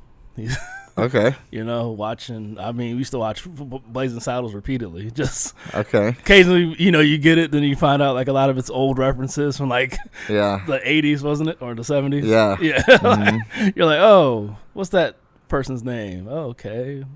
Look it up. Oh, okay. Yeah. Who's that? Oh, that's okay. funny, man. Yeah, Mel Brooks, man. That's some classic. Oh yeah, man. Yeah, Mel Brooks has made, a substantial amount. Spaceballs, The Producers, Blazing Saddles. I love Spaceballs growing up. It's so fucking funny. Classic. Most of my stuff, I think we tried to watch Young Frankenstein, but as a kid, you're like... Yeah. Yeah, me growing up, comedy was mostly... I grew up with Eddie Murphy and guys like that, but not because of their stand-up, because their Hollywood careers. Oh yeah, their movies are amazing. The Nutty Professor. Oh yeah. Daddy Daycare with Eddie Murphy. You like Daddy Daycare? No, I just grew up with it. Yeah, you know what I mean? That was a movie we had on VHS. And especially Nutty Professor. What's Dr. Doolittle? I have to say that's like his 90s magnum opus. Yeah. That really is. The Nutty Professor I'm a 90s films, kid, so it's like... Yeah. The Nutty Professor films are like, you go back and watch them, it's like, oh, you can still see his humor in it. Like, it's still... Yeah. Where he might have been sitting down at the table like, okay, this is what we do. Yeah. We're doing this here. And then Nutty Professor came out in 1996. So, this was a movie that I was 5 or 6 when it came out. So, we had all of these on VHS. So, it's I never watched his stand-up until I was a teenager. Right. Or in college. I can see my dick. Look at my dick. Yeah. Yeah. That was in that movie. Yeah. And we're 5, we're... well, you're a little... Yeah, you think you're a couple years, but I'm like a youngster watching that. Look at my dick. And Coming to America. I saw Coming to America a fucking million times when I was a kid. Classic, man. But it's that's how I grew up with people like Robin Williams. Oh yeah. It's I never saw Robin Williams stand up. Yeah. I just saw all of his movies. Mrs. Doubtfire, fucking... I saw... It's a difference. His stand-up, it's... Jumanji. Still fast-paced. I mean, that's why they probably hired him. He's a good improv. Yeah. You know what I'm saying? Yeah. I watched... But it makes sense. It makes sense the same way comedians now are getting big movie roles. Yeah. It's no shit. Fucking Eddie Murphy and Robin Williams were huge stars in the 90s doing Hollywood films. Funny story about a Robin Williams film. Mrs. Doubtfire. That was another one I was on repeat in my house. Yeah. And Aladdin, of course. But Mrs. Doubtfire. I watched it with my girl recently. We're watching the movie. And then, as soon as we turn it on, the scene with the epic scene, the scene that was in all the trailers. You know what scene I'm talking about. No, what scene? The pie scene? Yes. Okay. Comes on, and I actually say, hey, hold up. It's coming up. It's going to happen. It's happening right now. I actually tell everybody to be quiet while it's happening. Yeah. It happens. I die laughing again. Yeah. It's out of nowhere. I'm like, okay, this movie has made an impact on my life. Yeah. Off of somebody putting a cake in their face. Woo, woo, Right? Hilarious. That is hilarious. Oh man. Yeah, Mrs. Doubtfire was the shit as a kid. Oh yeah. Yeah. It's funny how, like, you look back now, you're like, you see the actual, the under, or the whole, like, text, the subtext, I could say, or I don't know how they put it in film term. What is it? Themes. Yeah, like the underlying themes of the movies. The actual themes. I'm like, oh, so this is actually a whole movie about trans life. Cool. Like the like the subplot. Yeah, the subplot. Yeah. It's really like a whole movie about that. Like, straight up, like. Right. As a kid, you're just like, oh, it's a guy dressed up as a woman saying crazy stuff. Oh, right. Amazing. As a kid, you just think it's like the funniest shit. Like, this guy's dressing up like an old lady, but it's like, in reality, there's a whole population of people doing this. Yeah. Like, yeah. It was crazy. Really, the movie appropriated like an entire culture. Yeah. Like, you know, like. Yeah, I mean, kind of, you know, like, you kind of see what even the casting, like, his buddy that gave him the whole thing was an openly gay dude. Yeah. Like, all that is like, okay, so that's it. Yeah. That's what the movie's about. He has this very flamboyant friend who helps him dress up like a woman. Yeah. Like, yeah, and as a kid, that goes right over your head. Right over your head. So many of those. Well, then all the serious tones of, like, him dealing with his marriage. Like, I remember watching that just a couple years ago, and it was like the first time I was like, oh my God, what this woman must be thinking when she sees her ex-husband dressed up like this old lady. Yeah. Like, you know what I mean? Like, that's years of therapy. Yeah. Like, you know what I mean? Oh, wow. And as a kid, you're like, but as an adult, you're like, this is disturbing. Yeah. You're like, oh, man. Classic, man. Classic. Right. Film classics. Right. Dude, I could talk about movies all fucking day. I want to do I want to do a movie podcast really bad where I just talk about movies, but it's one of those things where I'm like, yeah, I'll just focus on my one fucking podcast. Like, I don't need to start another one on top of doing my fucking open mics and book shows. Like, just give it time, man. Give it time, man. You know. One day I'll do a movie podcast. Movie? I mean, hey, you got the equipment. Use it however, man. Right? I don't know how many times you do this. A week or whatever. Like twice a week, hopefully. Yeah, man. You could fit the movie podcast in between. Oh, I could easily do one by myself. It's just like scheduling time and like fucking doing it, you know what I mean? I got you, man. I mean, you don't even need a co-host for that. Just no, this movie is this, and really just coming up with a plan. I like the themes. I in school I took because I like any kind of art. Yeah. The school I went to was a community college. One of the electives is film appreciation. Yep. They go into the whole thing, but really it's just watching movies. Yeah. Doing a review on them. You obviously you've done it before, right? Yeah. 100%. I found that interesting. Like, this is really an elective. Oh yeah. I'm taking right now. Film appreciation. I took so many film classes, man, that are just I mean, I took an English course that was film as literature. Wow. And we would read the book and then watch the movie. Right. And see all the grandiose differences that they already. And we had to write a paper that discussed the differences and like the similarities between the film. Wow. Yeah, and the book. And I was a film major in that class, and I was in it with English majors. Right. So like everything I wrote about the movies and the films was like based on the film. Yeah. And everyone else was like all into the book. And needless to say, I didn't fit in that class. Yeah, I understand that. The teacher did not like me at all. Really? Yeah, at all. Because you didn't. Yeah, you just did the film. Yeah, because I was just like, that doesn't make any sense. Like, people were like, yeah, this nuance in the book, the whatever, translates into these scenes in the movie, and I'm like, no, it does not. Like, right. I read the book and watched the movie, and you guys are just fucking reaching for things. Yeah. Like, none of it fits at all. Yeah, I got in a lot of arguments in that class, but yeah, I took so many. I took film theory classes. Oh, wow. I took like production, like basic. I took a basic class where we had to watch movies and like discuss how it was like lighted. Right. You know? Like how was this scene lit and like how the camera was positioned for that lighting and I can't even imagine. natural light versus the fake light and yeah. All sorts of different shit. It was crazy. Taking the film appreciation to school, you had to make a film. Actually, like the second one, the class. I said school. Yeah. Film appreciation school. We should make that film appreciation school. That'd be cool. We just watch movies all day. Hell yeah. We charge them $25,000. Yeah. We become an accredited school. It comes with a Netflix membership. Yeah. Let's do it, man. I'm down. Yeah. So you get this iPad with your tuition and 4 years of Netflix paid for. Yeah. That's so funny. We have one math class. It's just the basics, just all the basics, like stuff you learned in elementary school. Yeah, right. Accredited. It's accredited now. Okay, we're good.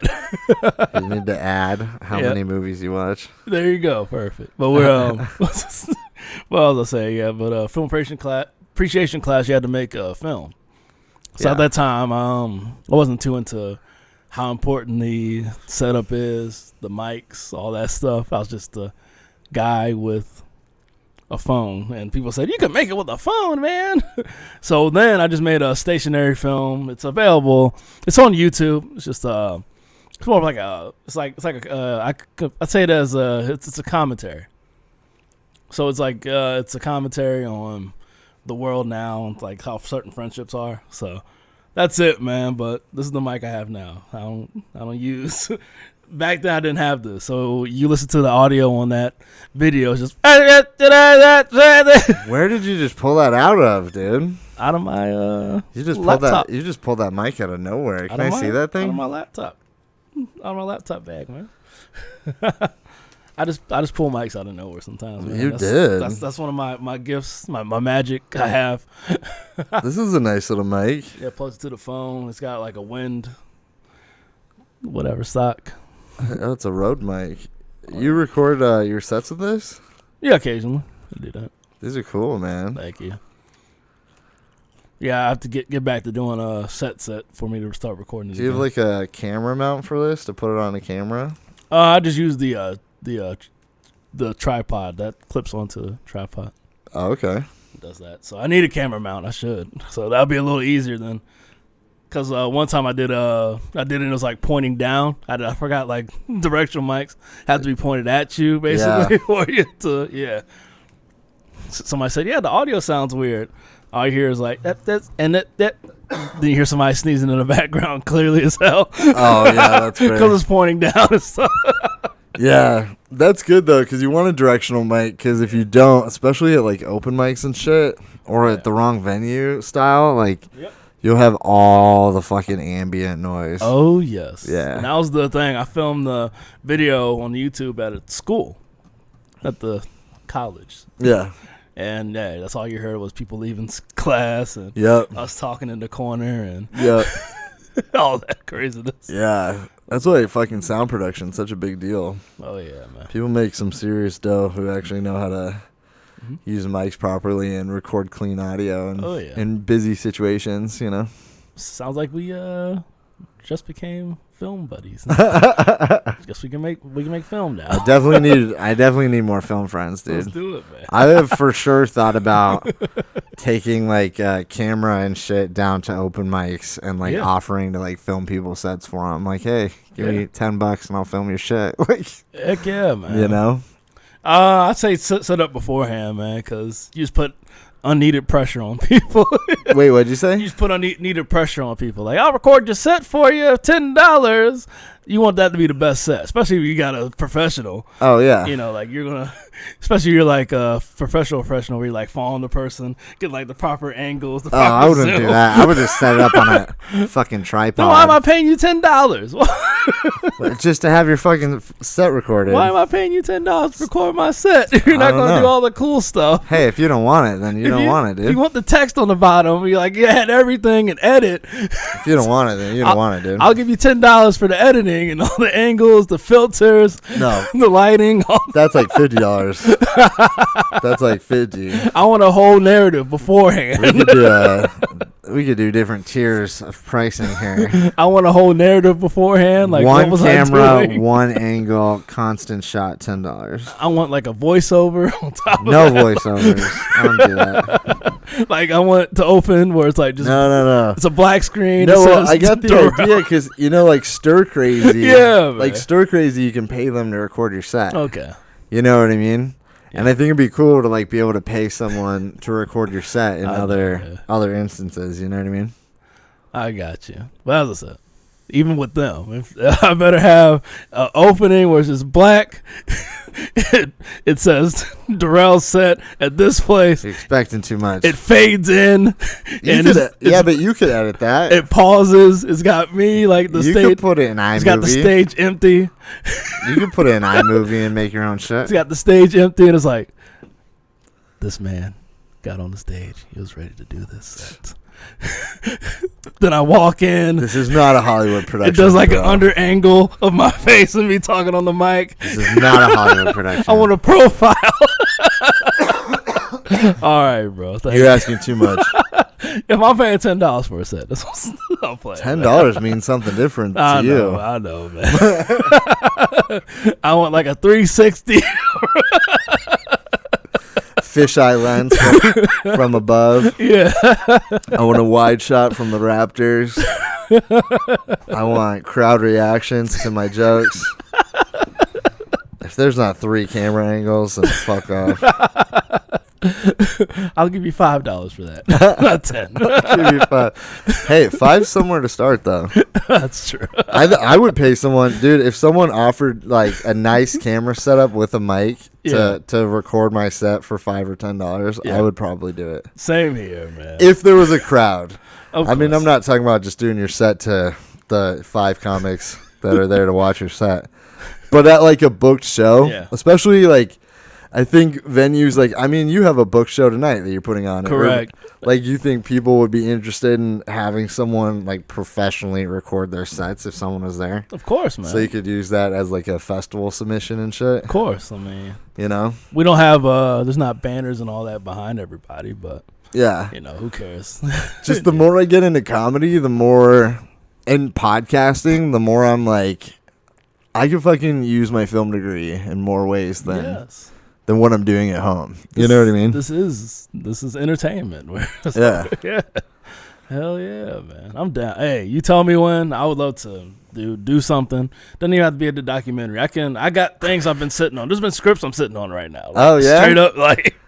You wrote some scripts? Yeah, like, you know, but not on your level. I didn't go to school for it. I just said, because hey, I just had some old fucking dudes teaching me a class for structure and shit.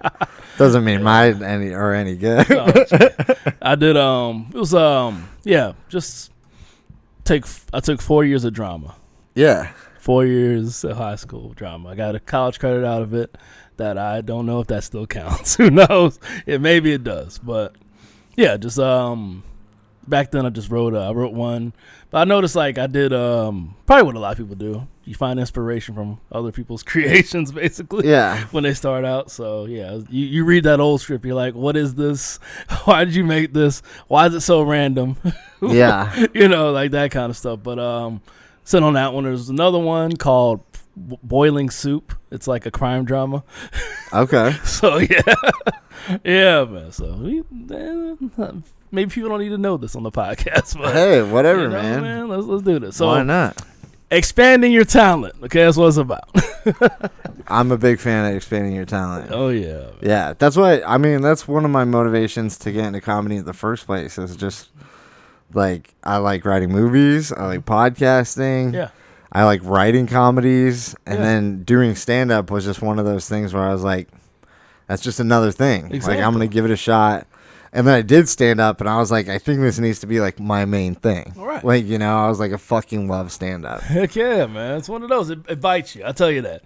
Yeah. And that's one of the reasons I don't do shit like bring a camera to mics and offer to film it. Because I'm like, my priority is not that. Right. Like, my priority is fucking doing good quality sets and getting better on stage. Yes. But if I was just into comedy and I wasn't that serious about doing stand-up, I would be out there hustling 5 nights a week trying to sell fucking videos, making people money, like, you know, or making myself money. Yeah, man. But, like, yeah, I'm just, like, I'm not there on, like, the video side of shit. Right.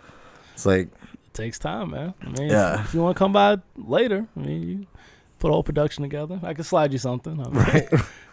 As I said, I want the voiceover. I want this to be like the most art film. I want the quality production. I want the most art film you can make out of this. Funny. Out of this comedy show. Slow-mo walk to the stage, smoking a cigarette in the back, flicking it. The smoke rises as the curtain opens. Yep. Yeah, I got you. I could see it already. We're not even. This is more like, yeah, you hit me up when you're ready to film a comedy special. I got this already. All right. That's going to be my thing. Watch, in like 10 years, I'm not doing comedy anymore, but I'm like directing mad specials. Like, I'm like, yeah, that's what I do. I can see it, man. No, I don't want to do it. I want to have my own fucking special. There you go, man. But you got to start somewhere, man. The fact that you even got this, like the equipment to do it and everything, that's using your resources. As I said, the lazy man hustle. Oh, yeah, man. Getting your money together for personal growth. That's it. Get your money together for personal growth. And your skills together. Money comes with skills. Well, skills come, So all of that, bro. Dude, we're already at 2 hours, bro. I love it. We did. Fucking flew by. It was fun, man. We had a good time. I love it. Thank you. Yeah, man. You'll have to come back and do another one, especially if you're not that far away. Oh, no. Like a total. Well, I looked at the clock again. With traffic, it's 18. So I don't know, man. Still not for Phoenix, dude. That is not bad. It's not. I've invited people to do podcasts, and they're like, dude, you're 50 minutes away from me. And I'm like, sorry. Yeah. Sorry about it. Yeah, like, man. you want to do one or not? I actually thought this was way further from where I was because, I think the highway is a game changer for Phoenix. Like, it has been. Like, somebody told me, like, back when, like the 80s, whatever, they had to take all the side streets to get places. For sure. I was like, dang, they can't. Well, and they keep building highways. The new highway they just put in, the 202 South or whatever the fuck it is. That's, like, helped traffic a lot, in my opinion. Wow. Like, just off of the other highways, because now people can skip through that side, so. That's true. Convenient. It's always getting better. Heck yeah, man. I'm a nerd out on traffic now. Let's do it. Let's go on traffic. Let's talk about all the traffic in Phoenix right now. No, we're good. Dude, let's traffic time. Traffic talk. The highway expanded. Hey, I had Jules over last night. We were talking about aliens for like half an hour or so. And thanks for tuning in to Fox in the morning. We take it over to Jeremy Cox in the helicopter. Jeremy? No. We're not talking about traffic. No, yeah, you should definitely come back and do some more podcasts, though, for sure. All right, bro. I had the helicopter ready for you, but that's good. No, you're For some good. reason, I just imagine you in the helicopter. Like, you no, already dude. got the sound effects. Just for the come back for a podcast. For the intro for your fake helicopter landing for your comedy special. The worst helicopter. And we'll film you up close looking out a window and hold a frame over it so it looks like you're in a helicopter. B-frame. Let's do it. And we'll make this work. Yeah, man. You're going to have the most fire stand-up special of 2025. You know what? I feel it. I just want all the B-roll. We can get the free B-roll. I feel it. The opening. Then we cut to me in the fake helicopter. Yeah, we're going to kill it, dude. I want people like watching TV B-roll. Somebody popping popcorn B-roll. Fuck yeah. Somebody on the beach B-roll. All the crowd reactions. B-roll. Like, you can tell they're not even in the same place. Like, yeah. Not even at a stand-up venue. Yeah, man. It's like people in suits clapping and shit with a laugh track going over it. Yeah, perfect. I'm down. Dude, this is going to win an Oscar. I already feel it, man. That's so fucking funny. Oh, man. I'm down. Let's do it. I think it's going well. It is, dude. I think it's going to go well. I love it, man. Even though somebody's going to steal it now, but it's good. No one's going to steal that. Nah, not at all. No, that's classic. All the B-roll just on top. Just B-roll. So I told the guy that those aren't my chips. the guys in the suits. The people who are listening to the last 10 minutes of this podcast are like, what just happened? We're clowns, man. I love it. Man. Probably one of the, other. I used to do one, I bounced podcast where me and the guy could bounce off each other. So, hey, man, if you need a regular, whatever. Yeah, man. I would definitely like some more regular guests that can come on. Man. And I'd like to do some more group stuff. Of course. So I'd really like to, when I have more regular like book shows in the future, I'd like to get a couple comics on for like those book shows, especially when they're out like a month or two. Yeah, man. And like, just have, because they have 2 other mics. So you can have 4 people sitting here. Well, 3 other people. Right.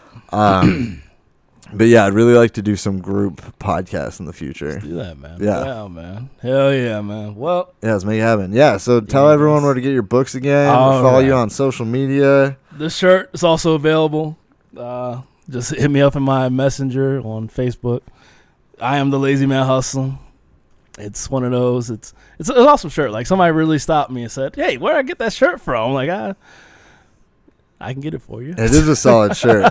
If it was in black, I'd rock it all day. You'd rock it? Oh, yeah. Right. The lime green's not fitting for my belly. I got you, man. I got this in Miami, and I was like, I fit in.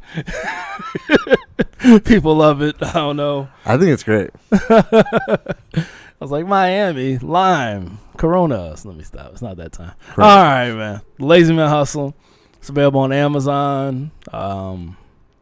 Amazon, anywhere books are sold. As I said, I saw it at Kmart. Like, Kmart had it for some reason. I'm like, why am I looking at my book at Kmart right now? Yeah. And then it closed. So, okay. So this Kmart actually had your book? Oh, yeah. That's dope, It was crazy, man. That is crazy. I walked in the book aisle, and I was like, what the Lazy Man Hustle? That's sick. Did you sign it and walk away? I should have, man. You should have. I wasn't thinking. I was talking to my mom on the phone. I was just so giddy. My book's in Kmart, Mom. It's pretty fucking cool. Yeah, I would have taken a selfie with it for sure. I should have, man. Yeah, man. I'm one of those. At that time, I was like, I don't want everybody to know what I'm doing or where I'm at. So I hear you. Come to find out, as a celebrity, you have to. Gotta embrace it. Yeah. Gotta be your biggest fan. Yeah, man. It's funny. So, Lazy Man Hustle available everywhere. Even I think Walmart.com has it, so all that, man. And Powerful's the Book of Power Game, also available on Amazon. I haven't seen it anywhere else yet. I need to go looking. It's available those places. Amazon, on my website, ultradieseltime.com. That's ultra like the word ultra, diesel like the gas, and like time like what's on your watch.com. You'll see a bunch of blogs there also. I have another one that's on MagCloud. It's called Stand for Nothing or Else. So that's a fantastic book also. It's about the study of cowardice. So haven't seen anything like that before. That sounds dope. Let's say what's I'm going to say what inspired these, like 100%. I was reading one of these finance books where they're like, get money and this and this. And they had you at this level. Like, they're like, yeah, invest in real estate and do all this. Yeah. I'm like, dude, I don't even have $5 in my pocket. What am I investing? What real estate? For real. Am I buying an ant farm right now? Like, is this my real estate that's going to expand? Okay. No. Well, go into it on the Lazy Man Hustle. Perfect. So, yeah. So that's what really inspired the Lazy Man Hustle. 100%. So I'm going to keep going. You got the open mics. Those are like one of my favorite projects, man. Like, just doing those for people. I love inspiring people, obviously, with the books and with those events. creativity is a beautiful thing. I noticed there's been a stagnant in the mainstream creativity. There's been like, I swear I've seen like the same movie 5 times with different names. Like, I swear to God, like, man. So that's why we got people like you, Jeremy, to bring that creativity back eventually. Working on it. Oh yeah, man. So you got the mics. We have Lacuna Cava. That's every Wednesday at 8 p.m. with the awesome stuff there, man. Like, they always have awesome people there. Like, the owner, he knows how to choose the proper people to work there, and it's beautiful, man. So I love Lacuna Cava. They have a great product. Cava's fantastic. Kratom's fantastic. The energy's fantastic there. So you guys are going to love it there. There's always a crowd. So any open micers that are like, I want to try the stuff here, and you find out there's in the crowd but comics, that's perfect. So come out there. O'Connor's is the same way. O'Connor's Pub. That's an Irish pub off of Dunlap. It's 17 in Dunlap, every Thursday at 8:30 p.m. List goes out at 8. Fantastic people, man. Just another great crowd, man. Another, you got the person that runs the bar there. They're hanging out. They'll talk to you. They'll shoot. They handed out drink tokens last time, so you can't. That's sick. You can't even what I'm saying. Where are you getting that at? Nowhere. Yeah, I never got a drink token. Yeah, so the special. Lacuna Cava says the special for first time performers. You get 1 Cava free. So sick. I'm gonna go get my free one. There you go, man. All right. So, there's always that. And Urban Beans, that's every Saturday at 3:30 p.m. Sign-ups are at 3. Beautiful thing there, man. Plus their specials are $4 beers, $5 wines, and $2 quesadillas. $2 off quesadillas. You can't beat that. A vegan restaurant too. Like, I had a Reuben there. Yeah. It tastes like a Reuben. Like, it wasn't like the meat. It was like a Reuben. I'm gonna have to give it a shot. Dude, I'm telling you, man. I don't know about all the vegans though, but dude, I'll give it a shot. It's fantastic. They have like desserts there.